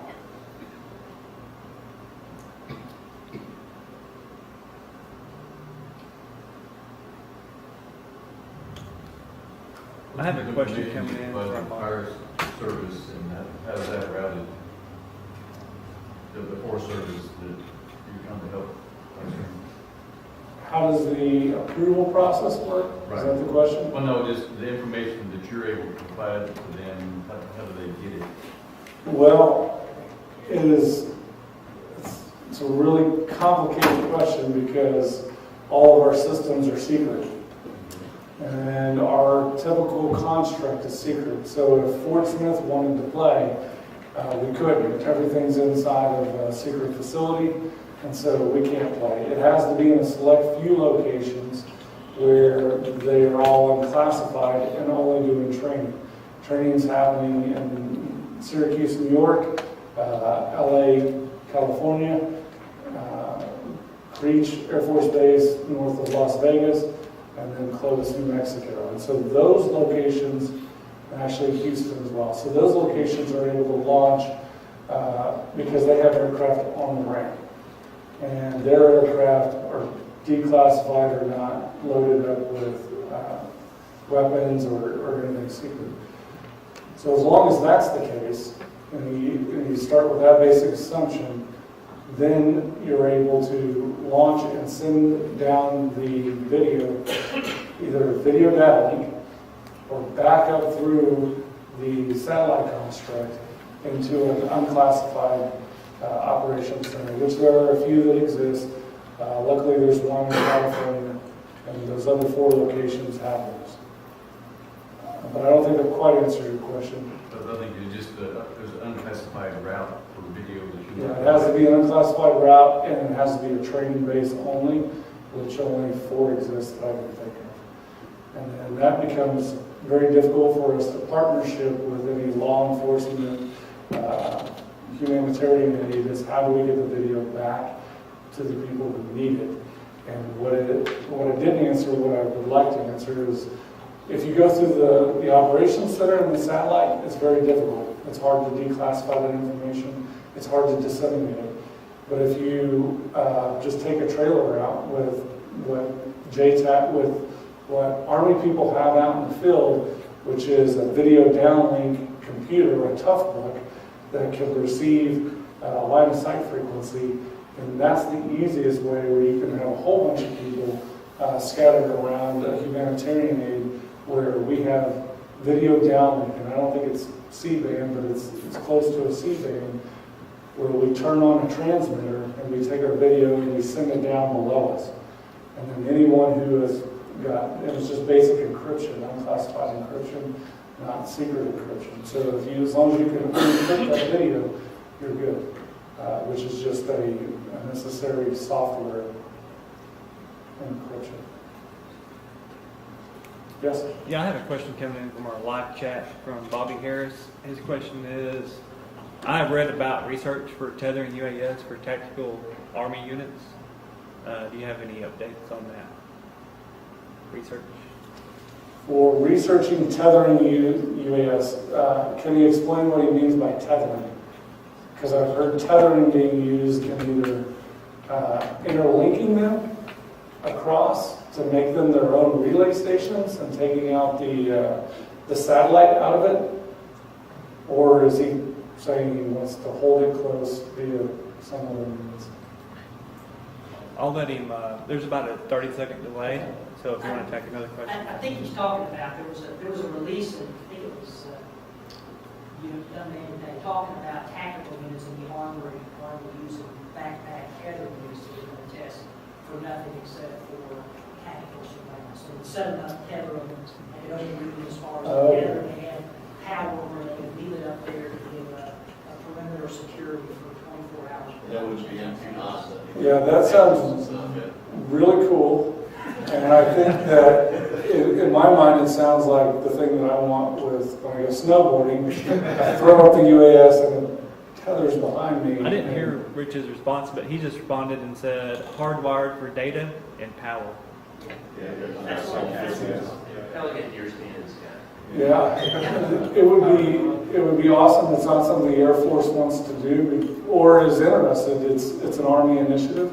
Because they're the ones putting people on the ground who want that capability above them to autonomously protect them or provide surveillance, whereas we are trying to interact in a much higher altitude and we're carrying weapons, not just looking for protection of one person, looking for protection of the entire state. So we don't tether and we don't really look to do it either. I know you had mentioned with regards to the operating theater, the inferior navigation system. Are there any advancements like in the future for, I guess, optimizing that? I know you mentioned sort of like the non-line of sight operation system, so like the literal map of the pilots can see. Is there any advancement in the future for that, or is it just to be the antiquated system that you mentioned? There will absolutely be an advancement. This program has been in such high demand since it first got used in the 90s that the ability for that producer, General Atomics, to keep up with how many they wanted and just kept wanting more, faster. How many can you give us? It totally threw our logistical acquisition process out the window. And so, because of that, they could never keep up with our demand. They're starting to get to the point where they can. So the next generation cockpit is called Block 50, and there's talk on whether they get rid of the sensor operator and whether the enlisted career aviator can keep up with the demands of just one pilot being in a room and being surrounded by screens. So yes, it's called a Block 50 cockpit for us, and we're on Block 15. Block 30 is Block 30 is already being filled. We currently fly the older one. The Guard always gets the old stuff. The Air Force is flying Block 30s. Block 30s are an advancement to probably what you're talking about. We currently have a lot better stuff. It's just flown by the active duty Air Force. And then what we'd all like to have is this Block 50, which looks more like an F-35 cockpit, if we end up, and it's always going to be a construct of money and demand. So we're going to demand it at a certain time, and that cost is going to be way too high, and we're going to have to bring it back down to reasonable. But the pictures and what they can do if you go to a conference, they show you is unreal. So absolutely advancements, but we're still a little bit at the tail end of the acquisition process. Your opinion coming from the manual, especially fighter pilot, do you think there's a value in whether it's the Air Force commander, chief, FAA, whatever, evaluating the idea of allowing, not a civilian necessarily, but highly trained civilians to be brought in strictly for UAS operations, maybe even demilitarized and negating becoming the whole pilot process that we were talking about usually with those targets. You have an appreciation, obviously, for the aircraft and what it takes to fly those, but knowing now what it takes to fly UAS from a cockpit, do you think there's any wiggle room in your personal opinion for them to fast track the UAS pilot? From the civilian community, no. The bureaucracy of the Air Force and the military is so ingrained into our heritage. I think we would be breaking molds that are far too difficult. However, especially if they've already got a solution internally where they're willing to maybe waive some of their own requirements and go, well, maybe we don't need an officer. So that's the first thing you have to see. If the enlisted aviator operation takes off, and then that's not enough. They can't keep up with the demand. The Air Force can't keep enlisted aviators in the cockpit. Then they'll go fast track civilians. But until that time, they're going to recruit from within their own culture. And once they've run out of the entire culture, then they would look to go outside. Now, if you're super smart and those things are already happening, I can guarantee you there's civilian partnerships that are already happening, but they're more on the research side and they're few and far between. For your separate sensor operator, can you talk at all about the different types of sensors they're monitoring? No, not really. Because I can just say that there's what we call classically a sensor operator is mainly operating the camera system, the multispectral, both visible, infrared, and synthetic aperture radar. So those three spectrums of camera systems or just imagery that they can pull off, they're operating in those three. And then what the other ones are operating and doing, no. But that's what that one. But there's other people doing other things. And,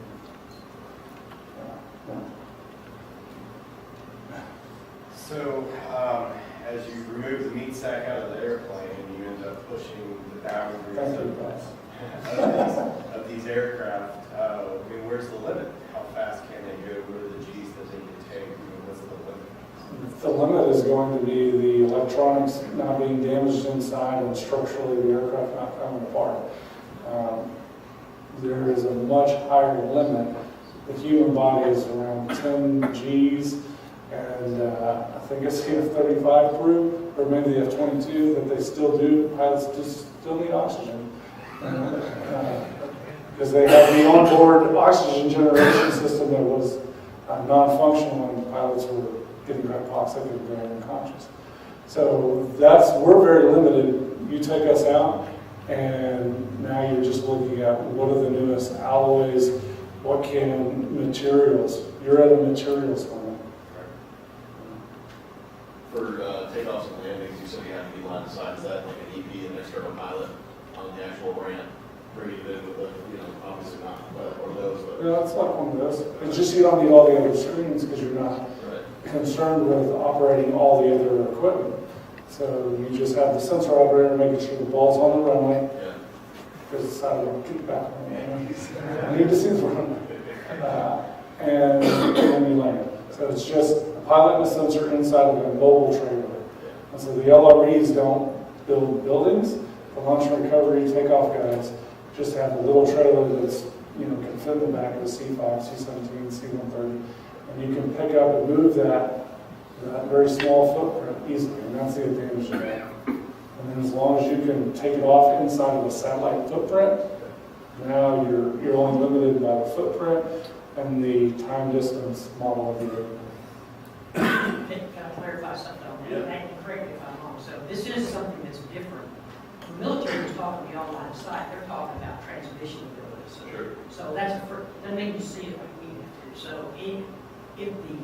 if the frequency transmission is set inside, that's how they define it. So you see in the literature a lot of times people will talk about beyond line of sight in the military, or line of sight for the military, not the way we think of it. I gotta watch it unaided. Yeah, I don't need to see it unaided, and he's absolutely right. I just need the frequency to see the airplane. And the takeoff and land guy is inside of the trailer. Yeah. He doesn't see it once he does the pre-flight. He hops in and he's only seeing things at the camera. Yeah, he's not out there with aviators looking right at it. He's just using that rudimentary heads-up display that I showed you. Altitude, airspeed, horizon. Yes, sir? It seems pretty easy to have a dual camera system and an heads-up stereo display, so that it could be more situational where it's a data transmission issue, there are technology limits if they didn't go that direction. No, there is a, why spend money on it? It's a space and requirements. Good enough to operate in combat, not good enough for the FAA. Don't care right now. We're flying them in combat, and they're good enough to keep them from hitting other airplanes, either cargo or fighters in combat. So why spend the money when you can go get a better mission system and throw it on there? So again, you're going to carve off that bandwidth, you're going to take your money, and you're going to take your space on the airplane and shove mission essential equipment on there, rather than give the pilot more what he wants. Don't worry about him. What's good for the mission. So that's the reason. Absolutely good. But we're not looking to ferry, we're not looking to transit the National Airspace System and ferry people. Totally different if you're trying to see and avoid carrying passengers safely. You probably would invest a lot more money in safety systems and visual systems that could deflect from other airplanes. Any other questions?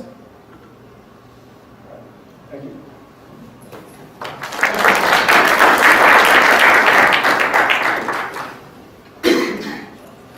We're going to take our first break, so as I figured, we had more questions here, so let's still stay on track and be back at 10:30 after a networking break. So 10:30 we'll pick back up.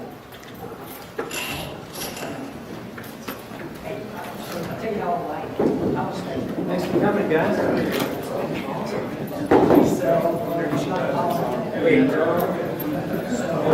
Can I get this downloaded? I don't have it sitting around. So It's for this afternoon.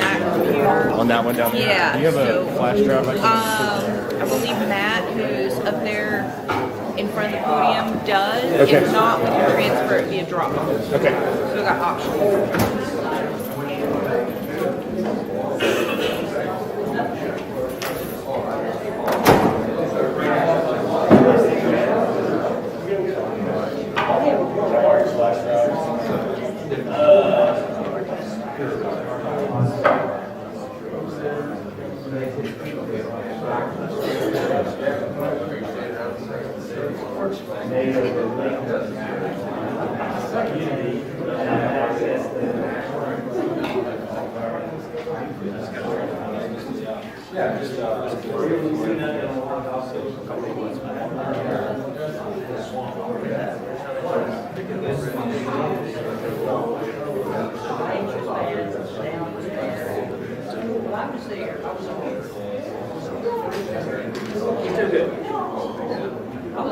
This is our he's from Lawrence Berkeley Labs. And this is Terry Spurlock.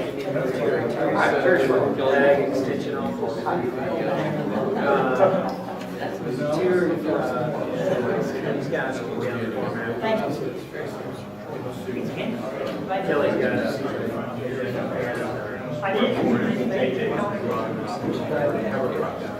As well, so they've got some of the amendments. Former bear props.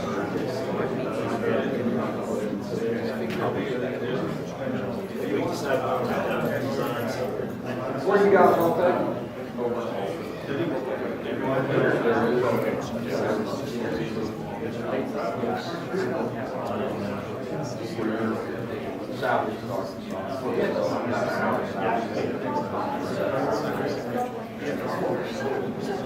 So anyway, y'all can get us the other way.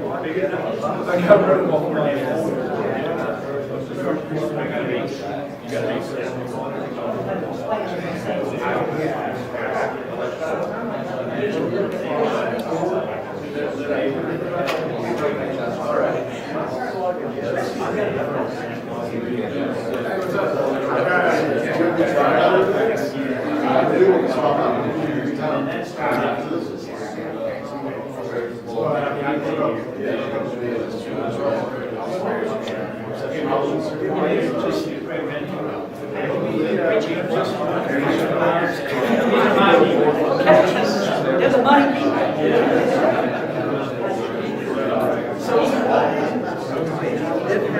There's no updates in the process too.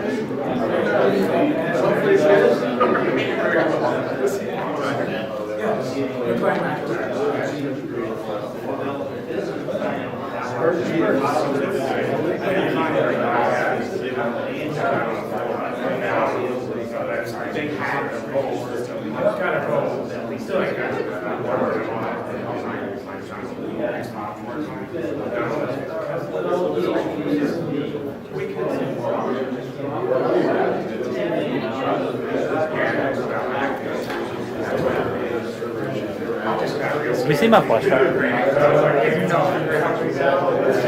Where you put it? Is it in one of the computers? That's where would be your most likely.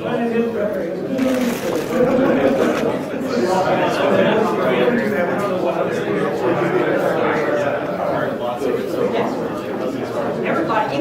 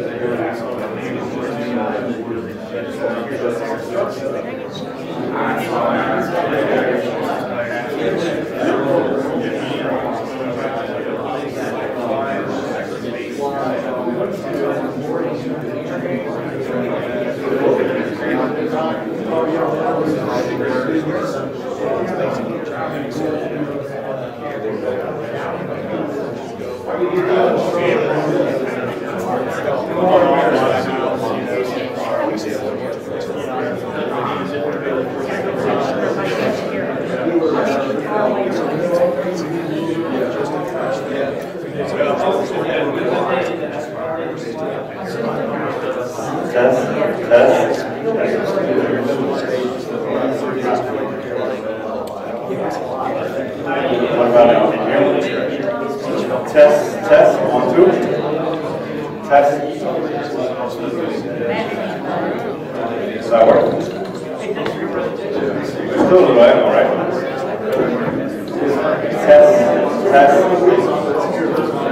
1, 2. Test. I'm the tester. Test. Test.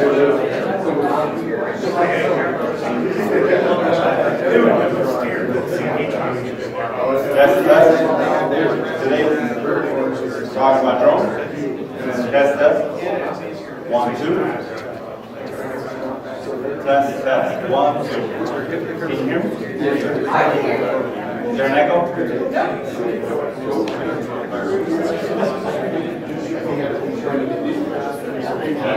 Test. 1, 2. Is that better?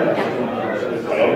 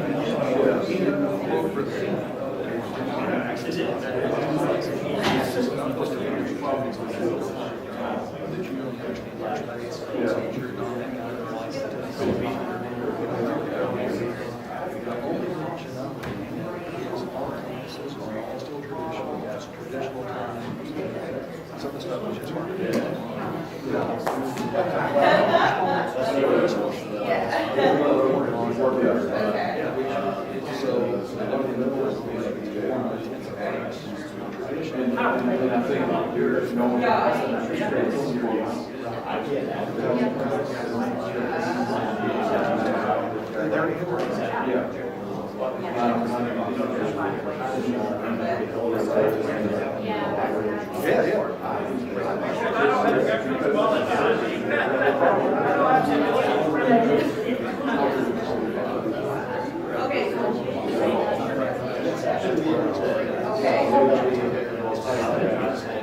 Exactly, that's what I'm gonna try back and say, yeah.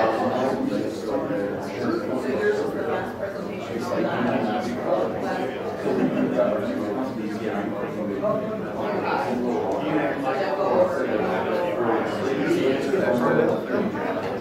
What about testing? Very good, all right, now you can have that back. Thank you. I wasn't, so it's a funny thing that throwing light drones all the time, stuff like that, usually, there's far less people talk about it, it's like there's like a bunch of people that don't know what to have. There's all these people that like also,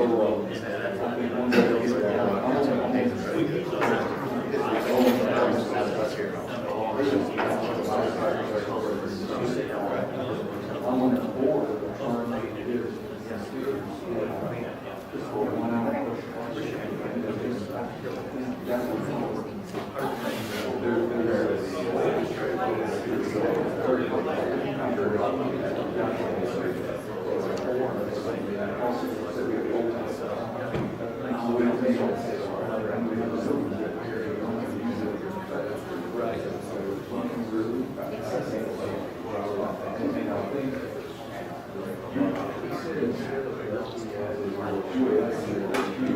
Test.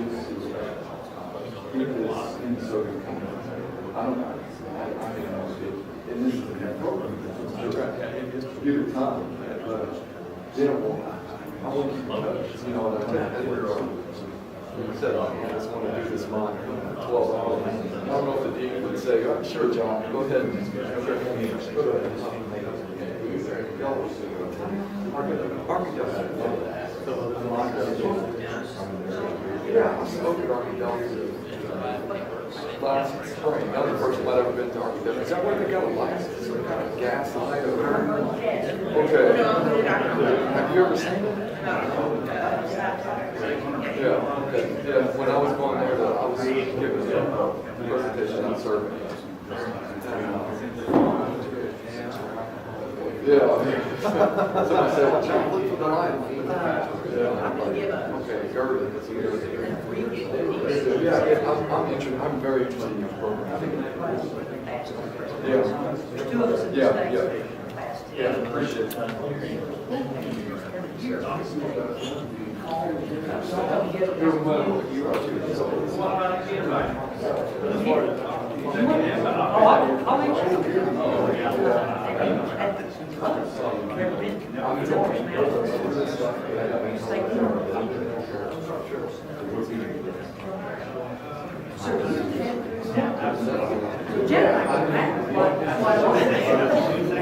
So I was Hey. Robin. We have. How are you? It's so nice to meet you. It's been so long since I met you. I wanted It's great to see you again. Say hi. You too. Keeping you busy. You didn't want to interrupt. I'm answering questions. Oh, are you getting? How many people do you have? We have 6 people watching right now. We've got up to 10, which is pretty good. And we've got people. You have a limit of 10? No. Oh, no, gotcha. we've had up to. Oh, they're coming in and out. Yeah. But the neat thing is we figured out where the traffic was because it's kind of hidden. Yeah, you have to open it up. Open it up in YouTube. Oh, it's in YouTube. I It is. forgot. But Matt figured out how to set it up and get it running yesterday. I'm excited. So what's the app on YouTube? Well, we could have done it that way, but we ended up using Wirecast because that's what the lawyer was using for streaming. Oh, gotcha. Yeah, So you we're showed using me. Wirecast through, Does but that require a license? no. It's free? Oh, I think so. They put in a split. They're putting Yeah, there's a. So with the anyway, so it's streaming, but it is streaming through YouTube. And the thing is, yesterday we sent out, the way YouTube Live works now is every time you stop streaming, it automatically starts encoding and processing the video. So that link, it goes to a dead video or goes to a video. So we had to. There's not any documentation, not any easy documentation that says Nothing how to. readable? Yeah, but we figured out by looking at the chat. You just leaving it running, or? No, how to send it to our channel. Oh, You have to go find gotcha. the channel ID and then you have to put it in there. Anyway. I think they would. Sounds pretty complicated. But yeah, you're learning on It was one of those things where learning curve. we were excited. Yeah. You made it work. Yeah, that's awesome. Yeah, because momentarily we had that like. Oh yeah, I hate that. I do that IT. At least you figured it out before today too. Yeah. I mean, it was like, and so it's very exciting to see something figured out. I didn't know how to do that. Yeah. When we started. And we have 7 people watching us. You can probably hear us.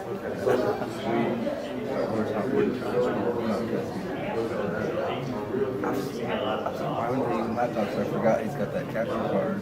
It's an internal. It's like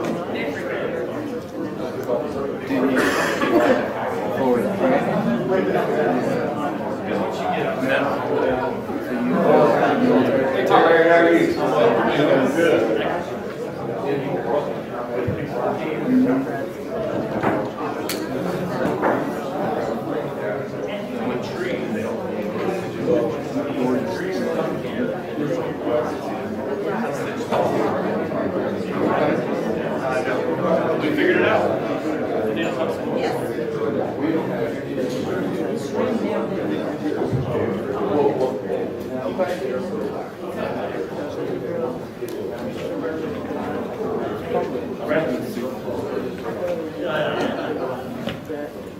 So we're going to go ahead and start and do our best to stay on, because I knew the challenge we'd have is probably staying on time, which is good. Everybody's networking and talking is exactly what to happen. Special Agent Maldonado is going to talk to us today about the FAA and FBI use this, gives an update from what we saw last year with things that have changed and the most current information as they go in the direction we're going. So appreciate the fact that we traveled in here and spent travel money to get here and talk to us, and always well received. So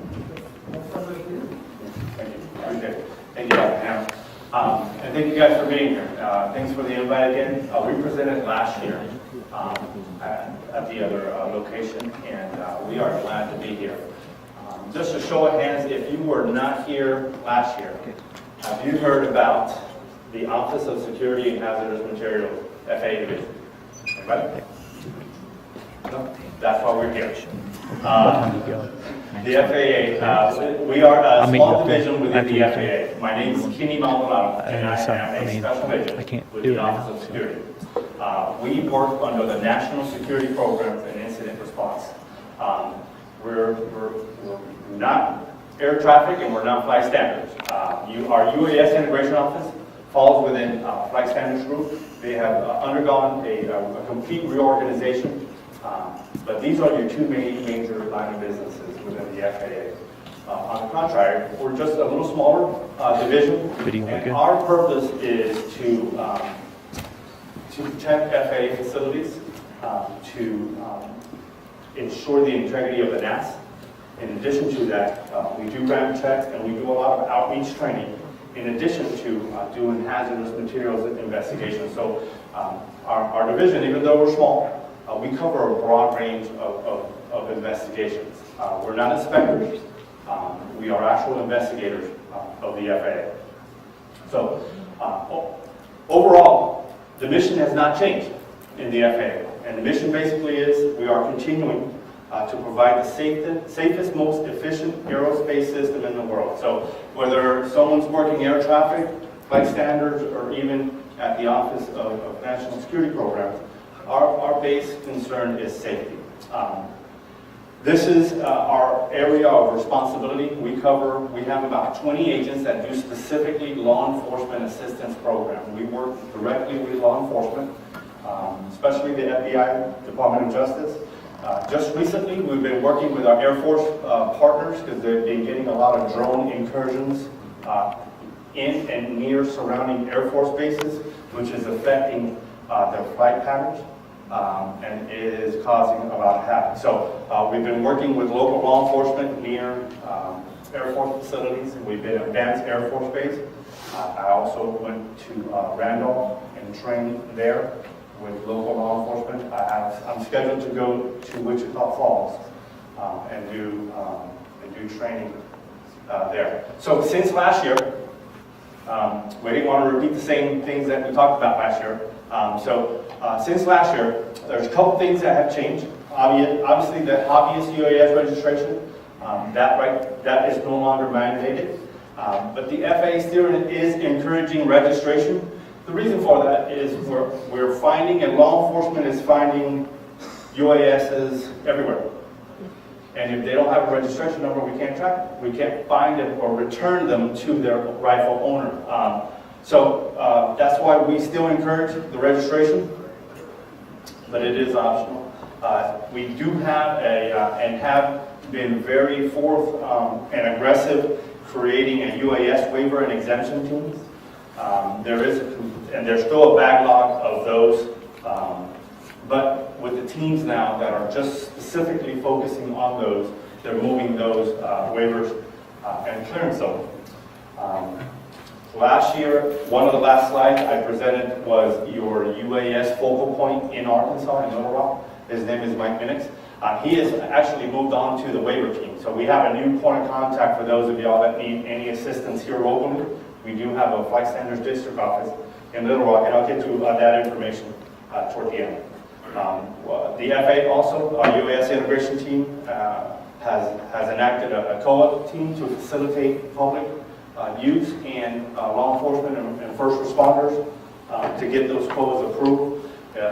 It's, as you guys know, sometimes it's easier to put a set of guidelines, but not everyone's going to read those guidelines. So a lot of the calls that we're getting was, well, how do I do this? Well, how do I do this? Well, we should just send people to the website, which is most current that information that is out there. But we soon realized that sometimes we just need to not just send people to a website, but just to guide them through the process. So we also enacted a COA team.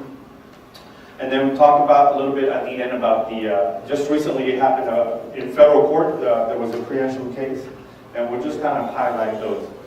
As far as some cities, how they're enacting ordinances, and some are kind of venturing into limiting how people operate a drone, and that's not what the FAA is looking to. So, who is not familiar at all with unmanned aircraft systems? Good. Okay. All right. So that eliminates about 4 slides. But anyways, for those that are on the streaming video, a UAS basically is you need 3 parts. You need an unmanned aircraft, you need ground control, and then you have your command and control links. There's a variety of names. I think we all know them by now. But most important is the use. So what do we use UASs for? Anybody? Do I need to single out people? Come on. Huh? Public safety. Public safety. What else? Mapping. Excellent. Anyone else over here on this side? Fine. Huh? What? Define. Excellent. Excellent. Excellent. There's many uses. Of course, one of them is being not putting humans at risk. Continuous operations are possible. It costs less. But last year, when I attended this training, I realized there's a lot more. And the agriculture person, the person who did the presentation as far as the mapping and the crops, and it was very interesting. And I still use your slide here regarding how some crops and not analyzing the soil, which was very impressive, and not a lot of people see that. All they're seeing is, I'm being harassed by this drone, or someone's watching me, or the police are doing surveillance on me. So that's not the whole use of what the purpose of the drones are meant for. And now they're using them for crop dusting. They're using them for doing studies. So it's very impressive. I'm going to talk a little bit about Harvey because actually I work out of the regional office in Fort Worth, Texas. So when Harvey hit Texas, I was very involved with the efforts down there, and we'll talk about some pros and cons that we dealt with. But it is definitely a great resource for search and rescue, at least identifying people that need help. When you only have 2, 3, 4, maybe 10 helicopters, but you have 40 drones that can do the same thing. But we're going to talk about some pros and cons about that. The FAA's authority, aerospace is public use. We just regulate it. Aircraft, UAS are considered aircrafts, and any UAS flown outdoors operate in the national airspace systems. So on our side, as far as the law enforcement assistance program, we've been working with state and local and also our federal partners to see how some laws impact UAS. Some states are more proactive than others. If I'm not mistaken, I think Arkansas just passed a UAS privacy law just recently. Is that still the case? Anybody? They did. Dr. Ham? They did. Yes, okay. And that's great because some states are not as forthcoming and as proactive as others. So my job in our office is to educate, to train, and do as much as we can on the law enforcement side, on the public sector. We do a lot of outreach, and I think Dr. Ham later on is going to talk about our FAST program, the FAA safety team, and they go out and they do a lot of training. These are inspectors, and they're real good at, they're experts at UASs. There's a lot of information out there. One of the things we always recommend, and it's this app right here, before you fly. Who does not have this app downloaded on their phone as of today? Who doesn't have? So everyone has the app downloaded? Come on. If you do get 2 minutes, go to Google Play or your Google Store go and type in before you fly. Just like that, the letter B, the number 4, the letter U, and fly. And download this app. If you're going to get involved with drones, you need to know where and some of the tools that the FAA is putting out there for free for you to operate your drone efficiently. This app is free to download. It has several alerts, TFRs, NOTAMs, notice to airmen. There's a lot of information out there. If you enable the GPS location, it'll pinpoint where you're at, and it'll tell you whether you're within 5 miles of an airport.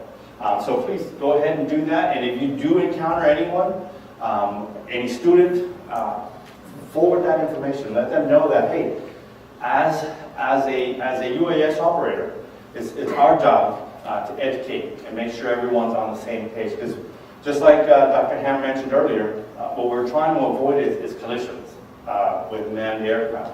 We're trying to avoid fatalities or accidents. So with that being said, every city, every county, every department that we meet with, they're starting to put a lot of the signage up on areas. We're dealing with, drones dropping, contraband and phones over prisons. So they're having, you name it. So they're having to kind of look at, people, dropping things over a correctional facility. So now Texas has implemented, or just recently implemented, one of those as a critical infrastructure kind of statute, where they're including correctional facilities, because a couple years ago we weren't even thinking about that. But the criminal mind is an untapped flow of information, right? One of the things that we stress are the A's, the 3 A's of flying an aircraft. And Dr. Ham mentioned it earlier at his, on his opening statement is, we want those people that go and buy a drone, let's say at Walmart or an Amazon or whatnot, to understand how much responsibilities they have to operate something up in the air. I mean, it's not kite. You can damage property. You can't hurt someone if you don't, if you lose control of that. So we want them and encourage everyone to get their certificate, their 107. And I'm glad I hear, and I'm seeing a lot more training facilities and flight training campuses offering that, even universities, which is great. It gives those that want to go that route an opportunity to learn, not just as a minor, but as a major. So we try to understand or help understand that how to operate that aircraft. You just don't. There's a lot more than just flying it up. There's wind, right? There's altitude.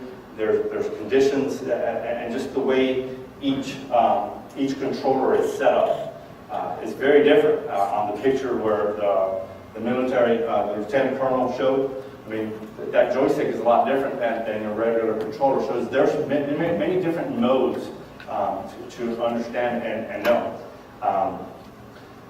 As an airman, you are responsible for that aircraft. So we try to educate those newbie pilots, because they are pretty much pilots. They're not certified pilots, but they are pilots. And what they need to be and have proper authorization to operate that drone legally. And that's a fine line where we are seeing a lot more of the hobbyists venturing on the commercial realm.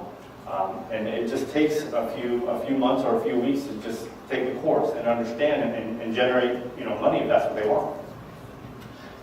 They have to understand the airspace. I mean, there's just because you're in the backyard, that means you can't go 1,000 feet up. So those are some of the things that we're trying to educate. And there's a lot of materials out there that are available. As far as the FAA, we are working with several big companies on our Pathfinder programs, expanding those operations and beyond visual line of sight. The test sites, I mean, I don't need to go over this, but several test sites are crucial for the development and training. And then the Centers of Excellence. I'm actually going to be going to the Lone Star Center of Excellence down in Corpus at the end of this month to do another presentation there. And it's just amazing how within a few years this has taken a storm, and there's no stopping the UAS technology and what we see for the future. As far as UAS detection initiatives, we are working with several contractors, including our federal partners with the FBI, DOJ, and Homeland Security. I believe Sensofusion did a presentation last year, or part or a division of Sensofusion, and they've been really busy. But we are working to try to eliminate what the FBI director had mentioned, possible UAS terrorist incident. So as far as law enforcement, any law enforcement here present? Okay. I kind of talked about this slide last year, and it talks about the 4 modes that as FAA security is on the forefront is how are these being used against people or against government, as far as for surveillance purposes, smuggling, disruption, and weaponization. I think everyone's seen the video of the drone and the gun firing from the north. I think it was in Boston or Massachusetts or Connecticut. I'm sorry. So what we've done is the FAA has come out with these law enforcement reference cards to help local law enforcement deal with a drone operator, a UAS operator, and encountering them and talking to them. We have established a 24/7 at a regional operations center so people can call and report these. Some examples, and more law enforcement are taking action for operators that are not operating legally or impeding rescue efforts or using that drone for other purposes. For example, just recently a municipal court found a man guilty of reckless endangerment, and this stemmed from losing his drone and hitting someone at a parade. Police arrested a man flying a drone close to a helicopter, and they arrested him for hampering rescue efforts. Just recently, there was a federal law that came out that enacted that will basically issue a $20,000 civil penalty if you impede any rescue efforts, and that's on the civil side. On the federal. So, as far as reckless endangerment, a lot of cities are using these types of statutes to go after drone operators that are either impeding or endangering the public. And then a lot of privacy concerns. And some states are more proactive than others. California also has a noise ordinance. So a lot of cities, they're using state and local established laws to issue citations. Some of them, Washington State has an obstruction of law enforcement officer statute, and some others are either assault, battery, trespassing, or any state aviation violation. So as you can see, a lot of, as the use of drones is increasing, law enforcement is also responding the same way by issuing citations. And what we want to do is we want to train law enforcement to understand what the drone operator should or should not have. And then at the same time, we want the drone operator to know where to operate that drone safely. So we work together.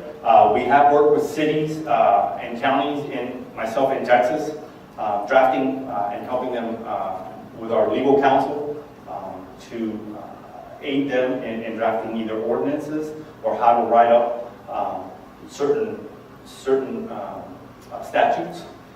We also do a lot of training to law enforcement. And what we ask from everyone is that old saying, you see something, hear something, you say something, report it. If you see something suspicious, either report it to the FBI or report it to your local law enforcement, and hopefully there's a way for them to get back to the FAA. A lot of the reports that we're getting, they're coming from pilots themselves, especially near airports, and this is the flow of how we get law enforcement to respond. Vice versa, we're also getting a lot of reports from the ground, and at some point it'll get to our office and or our inspection flight standards district office. So there are a lot of resources out there that we have available. Most of you guys, if you haven't gone to the FAA website, it's right here. It's www.faa.gov/UAS. There's a lot of information.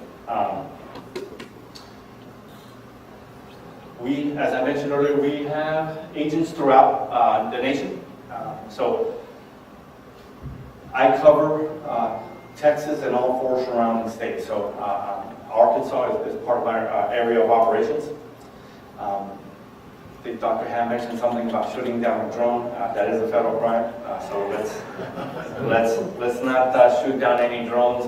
But there are a lot of counter surveillance activities going out there. And how can it be done right? And that's the whole thing. Because if you just sit with that drone, I mean, it's gonna fall somewhere, right? Unless it returns to home. So where is it gonna fall? So those are a lot of things that we're looking at. We're still in the education and compliance enforcement phase. We are seeing a lot more legal enforcement actions taken on drone operators. Because the real issues can potentially impact, the general public, national security concerns, damage to infrastructure, disruption of air traffic, and hindering activity for first responders. So just going over current issues that are going on right now. We talked about Hurricane Harvey.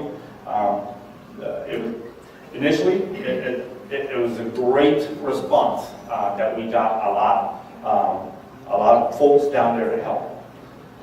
And in an unprecedented way, FAA issued over 39 or 40 UAS exemptions or waivers to operate within a TFR. So that was one of the things that worked really, really great. Unfortunately,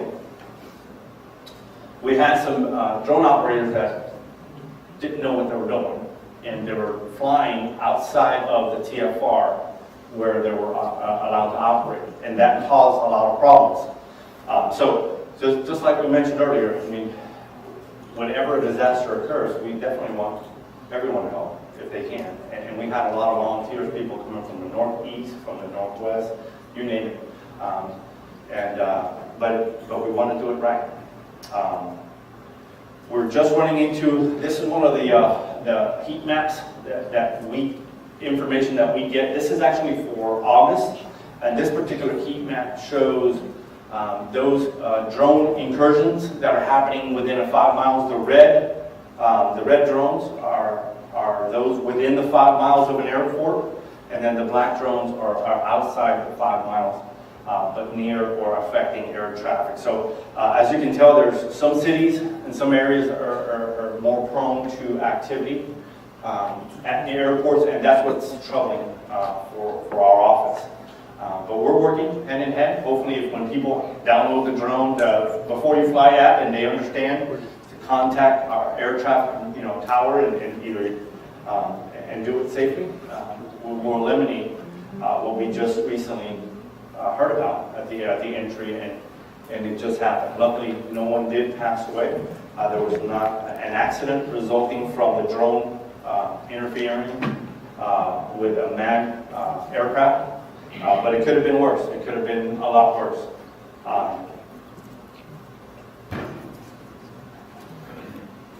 I mentioned earlier about the preemption court case, and it happened in Massachusetts just last month. And while the title and the heading that you saw online was,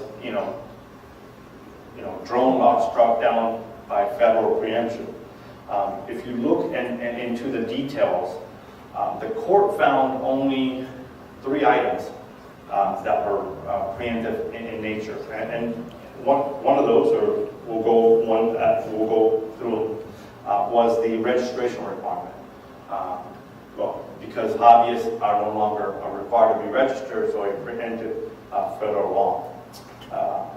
Then the location and altitude, basically they couldn't restrict altitude operation.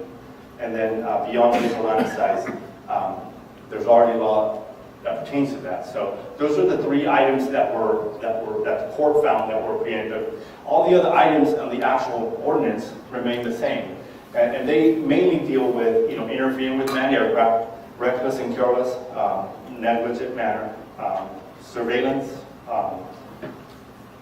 capturing people's images and audio, physical impression without people's consent or expectation of privacy, emergency, operations response, intent to harass, annoy, and assault another person, and then violation of any federal, state law. So those particular items of the ordinance were okay as far as the court said. But there were some items that this particular city had preempted law. So there is case now. But one of the things I always like to throw out there is the EHAC, right? The drone over, it's coming, right? Some people think it's sooner than 2021, from what they say.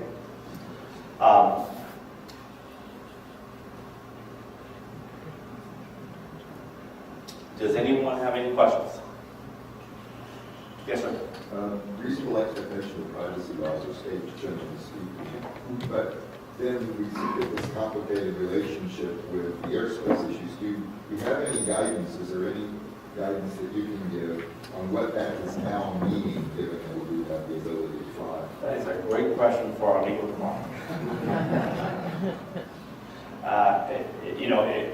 State and federal, I mean, there's different definitions of it and thresholds. So I couldn't answer that question. Well, I know in the Barbara Streisand case, that's how we call it, the ability of an aircraft operator to photograph her from a normal flying height was found okay by the U.S. Supreme Court.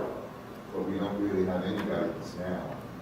Until it gets challenged in court. So. There was a Supreme Court case maybe a year ago in Florida where the police were using 400 feet to capture images, and they said that at 400 feet it was okay. Anything less than that. But that was in Florida, right? Okay. Anyone else? I'd like to bring Agent Dan Sturgis, local FBI. Do I have a microphone? I do, actually. I don't need a microphone. No, here's one. We actually have one. We have you prepared. All right, good deal. I can do it. All right. We're going to get copies of the PowerPoints. Okay, try it out. Can you hear me? It's Mike Ford. 4? Try it out. Can you hear me? Good. Good thing about not having a PowerPoint is you're not stuck to the lectern up there, so I can walk around. I'm going to spend a couple of minutes with you. I'm Dan Sturgill. I'm a Weapons Mass Destruction Coordinator for the FBI for the state of Arkansas. I live in Fort Smith, been there about 21 years. Have a daughter that goes to Walton College of Business right across the way here. So I think she parks in the same garage. I think the world of that college because she already has a job and she graduates this year. And I'm convinced that she got her internship with Amazon because she came from that college.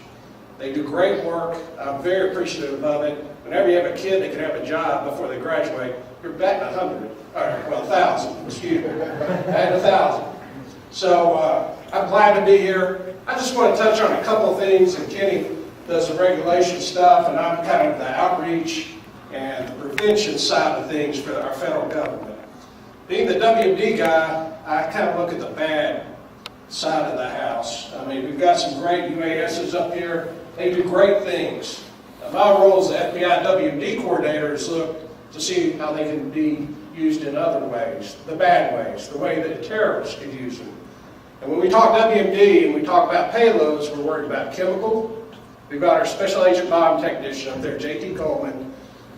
You know, he's here today along with my supervisor. We're talking about chemical, biological. Remember right after 9/11, We were worried about all the crop dusters in the state, and I found out we have more aerial applicators than any other state, licensed aerial applicators, than any other state in the union. So we were concerned about the biologicals, which are kind of difficult, radiological and nuclear. So we look at these things, and we look at this great tool we have that can be used in agriculture and many other business, MSOM maybe, they're talking about. So with the FBI, I'm concerned about large gatherings where a WMD can be applied, or the terrorists can get more, so to speak, bang for their buck, and we can use this with the UASs. So as a result, we do a lot of outreach, and that's kind of what I'm doing today. The academic community, with the hobbyists, with the public sector, private sector, who actually construct these, just to provide us with information, because my job is prevention. I want our state to be safe. When you decide to go to a Razorback game or a Bikes, Blues, or barbecue, I want you to feel safe at those events. So I've actually brought some handouts. I don't have a neat app, that like FAA. We're not that quite advanced. They have made great advances. I don't know if y'all came last year. We had a guy from our headquarters that came and gave a great presentation. We are making advances. We also are noticing our weaknesses. We call this a vulnerability. It's a vulnerability which can be used by the bad guys to hurt our citizens of our state.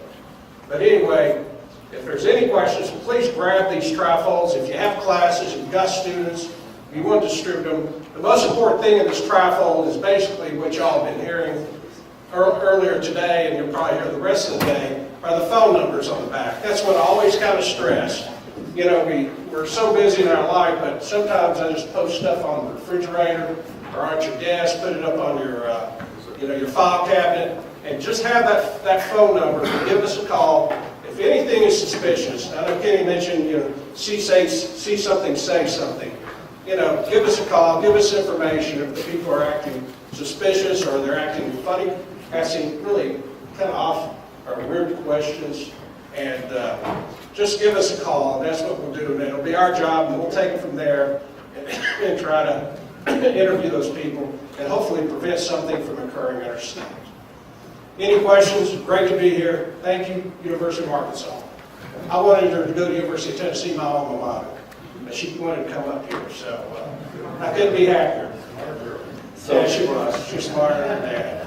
I just have a question. Yes, sir. As a commercial drug dealer, we deal with all various types of people, but sometimes we get people out of the blue, we don't know who they are, other than we're international, they're asking us. Internationals, please. Yeah. Would you give us a call on that? Yeah. So my question is, our manufacturers, we sign these fancy documents saying we'll do this and that, or we'll do this and that. From an FBI or security perspective, is that something that you would like, especially obviously our Kansas dealers, to say, hey, look, this guy called, here's his number, don't know who he is? That's all you need. That's all. We can do the rest. We can check our systems.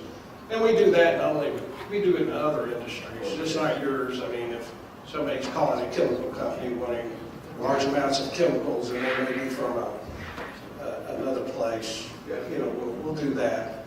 And I'll give you my phone number, and I'm getting close to the end, so I'm running out of business cards. Yes, sir. I've got a question. More for you. So I teach down at the University of Arkansas myself. Okay. I actually spoke with one of the high schools on Monday.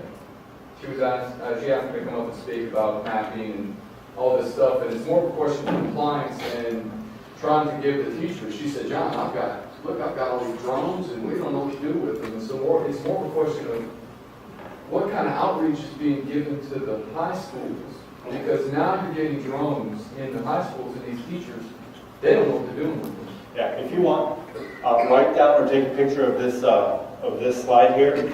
This is the most current. Let me look at it real quick. This is your UAS focal point for the Little Rock Physical, and Shane Benedetto. That his sole purpose is to work and deal with UAS related matters.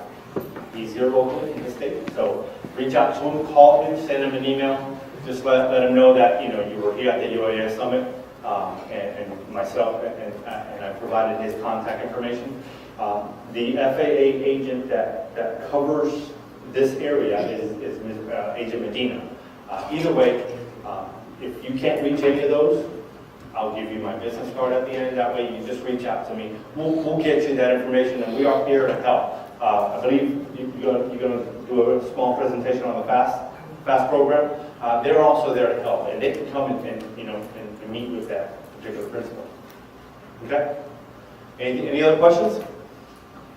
Dr. Hamm, thank you for Thank inviting you, us. And thank you very much. I'm going to leave these trifles. Please grab some if you got classes or if you got groups. I don't know if U of A has a UAS society, but we'll just, if you can pass those out, I'd appreciate it. If y'all ever have any questions, call those numbers on the back or just Google us, and we're on our phone number in Little Rock, and just ask for the WB coordinator, and I'll pick up the phone and give you my cell phone.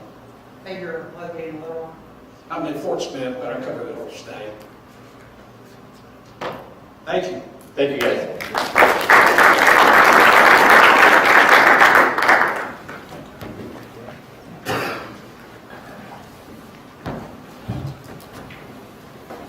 Okay, come on forward. We're going to let's grab some chairs from here. We'll just bring out for this next presentation.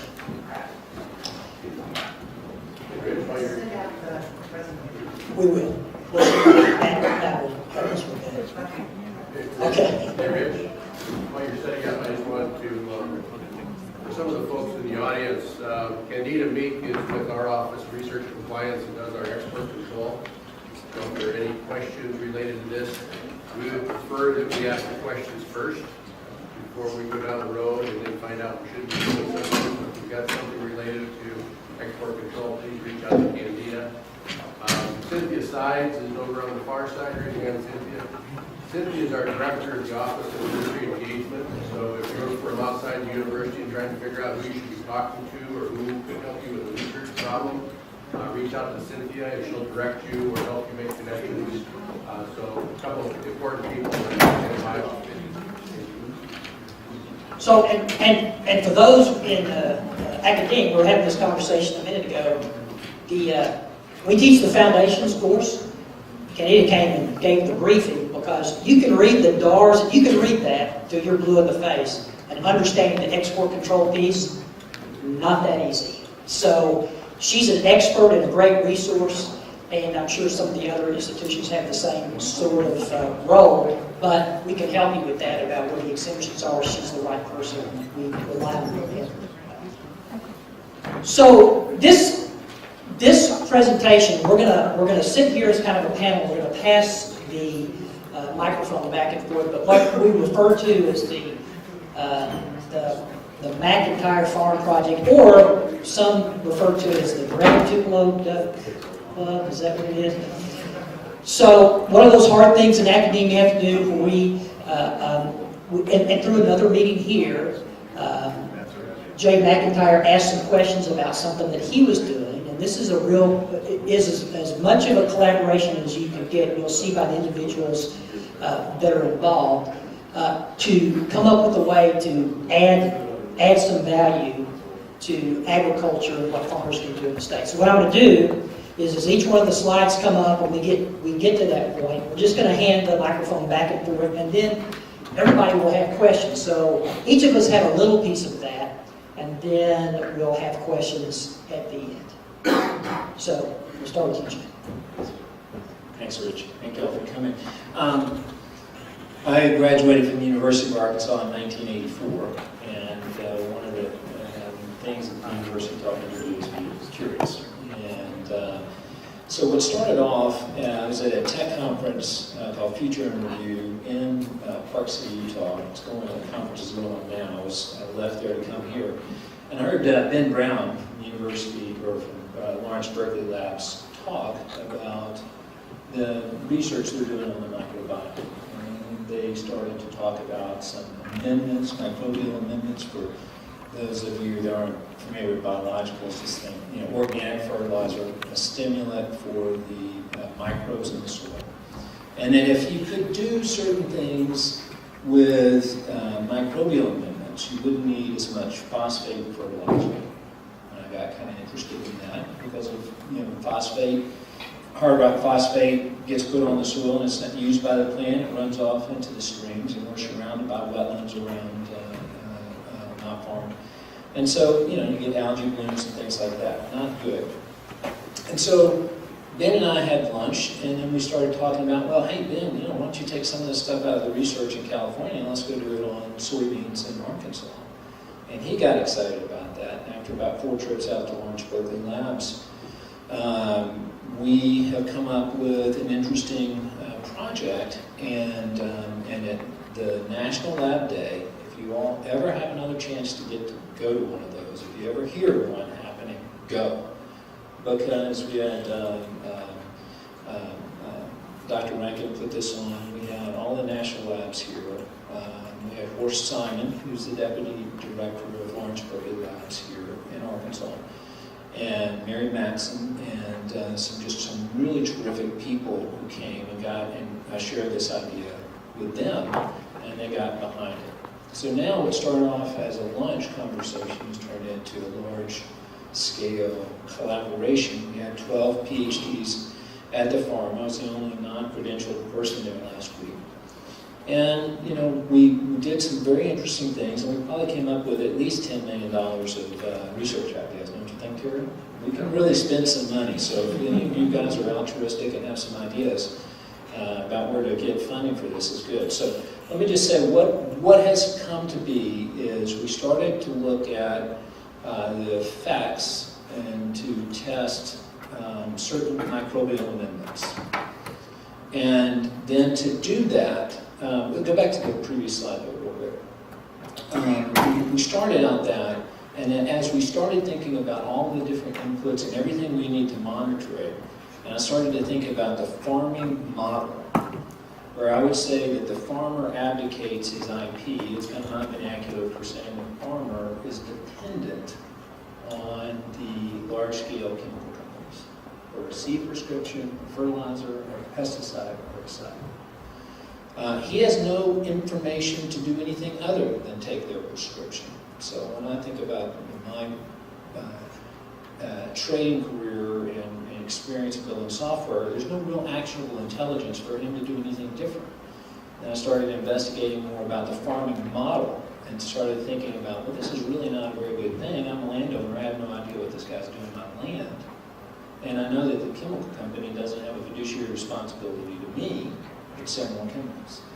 So we're interested in achieving, building something that our goal now is to develop knowledge and tools through this collaboration to make a more sustainable farming practice, lower inputs, lower cost, increase the health of the soil. Our soils are 1 to 2% organic matter. Probably before it started farming, 10 to 11%. Not a great sustainable way. Farming works because you add a lot of amendments, you add a lot of fertilizer. But let's get the soil healthy. Guess what? And that just lines up exactly with what Berkeley's vision is for creating a more sustainable planet. And guess what? If you increase that organic matter, we sequester a lot of carbon.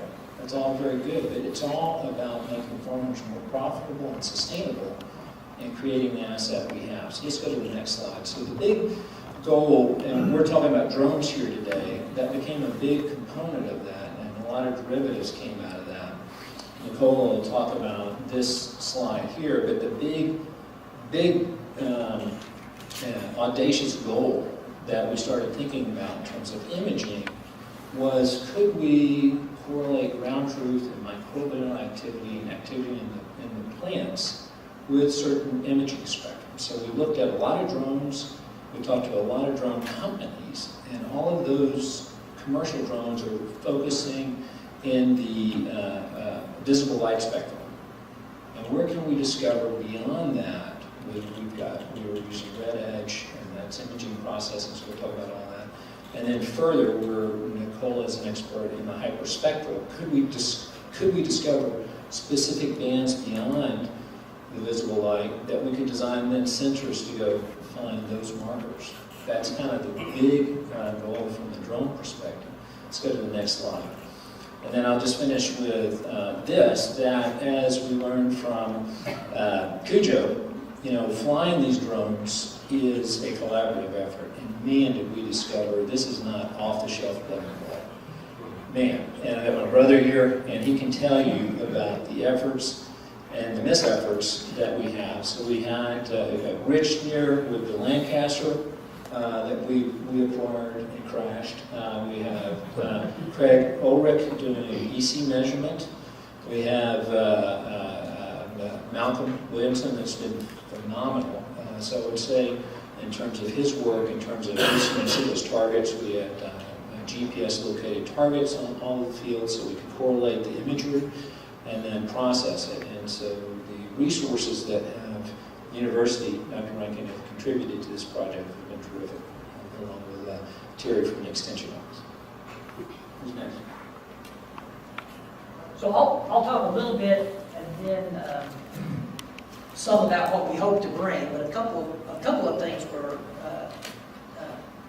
when Jay mentioned the Lancaster, remember that thing I told you about, he doesn't make the same mistake twice, but he's made them all once? So that would fit into some of those things of learning that we could help. But the primary thing, I think, is new things we've developed about airmanship and aeronautical decision-making on when it makes sense to fly, the difference in fixed wing or rotor, and it has to do with how the sensor operates also. You don't have a gimbal on a fixed wing. You've got some things that are different in how you would look at the collection, and so consequently, things that you think about, wind, automatic flight planning, and the like, that looks to be an automatic setup that you could just program to this and let it fly and go, not so much as we discovered. And so we spent a lot of time learning on the fixed wing. And also one of the things you learn about a fixed wing, with the exception of some very high-end units, you really don't land those, you just have a controlled crash. What you hope on those is that the controlled crash is at a low enough altitude and airspeed that you don't have any damage. And we had one or two times where that wasn't exactly that way. So how you select those two things is really important. And honestly, there's people that write, but there's nothing where a student would come other than what we teach in class through experience, where you can say, here's the checklist to make a decision. And I can see Brad and others shaking, because people in industry have learned a lot of these already, because they had to learn it to do this effectively. Then one of the things, flight planning optimizations, and I think that Malcolm and McClellan will talk some about what they did specifically. But looking at the way to, I'll give you an example. The first collection we did with the Lancaster took us 6 or 7 hours to collect those. And I think the last one we were down to about an hour and a half or 2 hours or so we ran on. So there's some reasons that makes a lot of difference to you about solar angle, time, how many batteries you have to have, etc. And so those decisions on planning ahead of time are really important when you do research, or if you're just in industry making an application. So we hope we bring that as well. And what I talked in the first brief, when we look long term, we had this discussion at the farm last week. If we get to the end state that a farmer can use it, an Arkansas farmer would use this, and would be able to get some data to help increase their yield. If we tell them that they have to spend 6 hours 1 day a week, that's just not going to happen. So we have to, one of the things, the longer term is for us to optimize this so that it has a real application that would work. All right. Sure. I just want to comment a little bit that, in many cases when we're thinking about flying drones, UASs, we're looking for optimum conditions to go fly. But if we're doing something like agriculture, we've got a timeline. We've got, we want images every week or every 2 weeks. We've only got a day or two leeway to do that. And if it's windy or cloudy or rainy, that's a serious constraint. So you need to be able to work around that as much as possible. So for this particular research, we're also looking at very high resolution images, much more so than most folks are using for farming. So we wanted ground spacing of pixels of 4 centimeters or less, which is going to require really low altitude and slow speed. So obviously wind considerations are a big deal, particularly with the fixed wings, but even with the multi-rotor, it's going to affect your battery life. So the fixed-wing Lancaster 5 that we're using had an airspeed of 12 meters a second, which at the altitude that we're flying was going to be marginal for being slow enough to be able to even take the pictures. It's just right at the borderline there. Furthermore, at the altitude we're flying, there are trees at the edges of these fields, and we started to realize this is a pretty serious hazard here. This may not be the best platform for this application, even though it is a pretty advanced platform. Later on, we switched the sensors over to McLean's DJI Inspire 2. This is a MicaSense Red Edge multispectral camera, and it requires to get good data, you've got to have a second sensor mounted on the top of the drone that records light that's hitting the ground, basically, so you can calibrate for, you can normalize for differences in lighting as clouds pass by and things like that. And there's also, it's got its own dedicated GPS receiver, so we were able to put those on this Inspire 2. We have it out here? No. It's a mid-sized drone. It actually handled this rather well, thereby avoiding the velocity and obstacle issues. So the other challenges that we had, though, were with this particular sensor, we're looking at 5 images per location. These are 1280 by 960 pixel cameras on it, and so we're collecting, for the larger of the fields we're flying, we're collecting more than 5,800 images from single flight.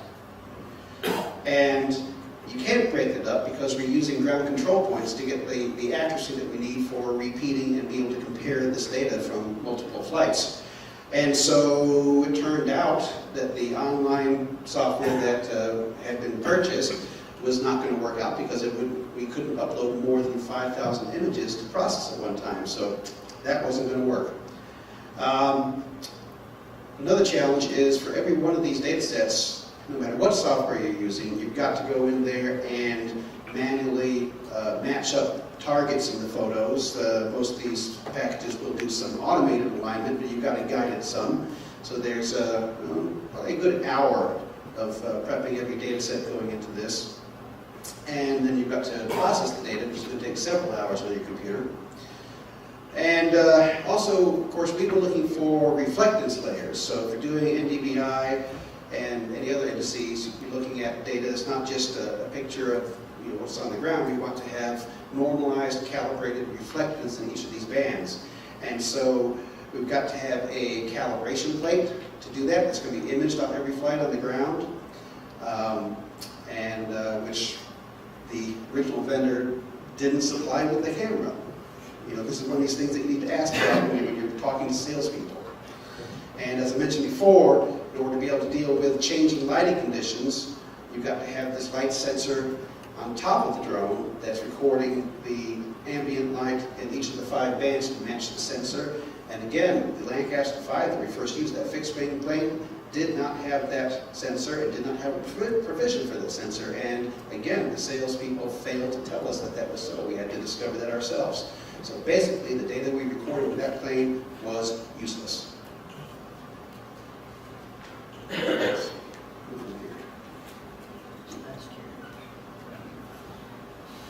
So I became involved with this project when Rich called me one day and said, "Hey, can you come to a farm in Humphrey and we're flying a Lancaster that's like the one you've got?" I said, "Yeah, sure." And quickly I found out there was a lot of field work to do, and so I became sort of the grunt in this project as well, because my laboratory is very good and going out and taking a lot of samples all the time, all over the state of Arkansas, and getting those processed. So for this imagery, we talk about this a lot in the particular groups that I go and talk with or work with. For any of this aerial imagery to make sense or to be usable in agriculture, it has to make sense biologically, it has to make sense economically.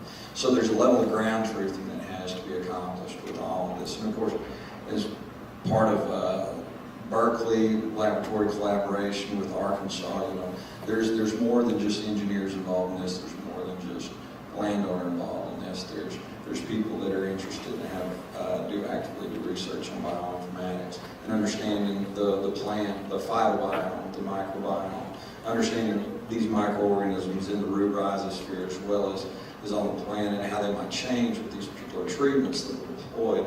And so to be able to measure all of this, my task in this was to go out and sample at these georeference positions and make sure that we got plants that were usable from the field to Berkeley, California.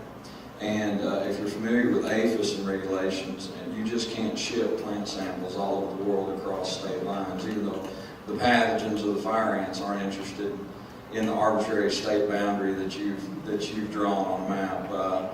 Our government, APHIS, certainly is. So our samples are safely stored in a -80 in Fayetteville. So there's been some challenges to make this go this first year, but I think we've addressed them pretty well. And hopefully, I think we will do some DNA extractions and get around the APHIS issue that we have. We'll just send DNA out to Berkeley and let them do the work from there.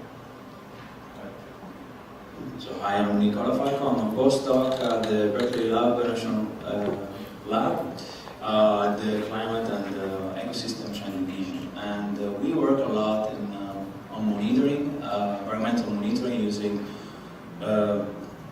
different platforms and different sensors, from UAV to satellites, from optical and active passive sensors.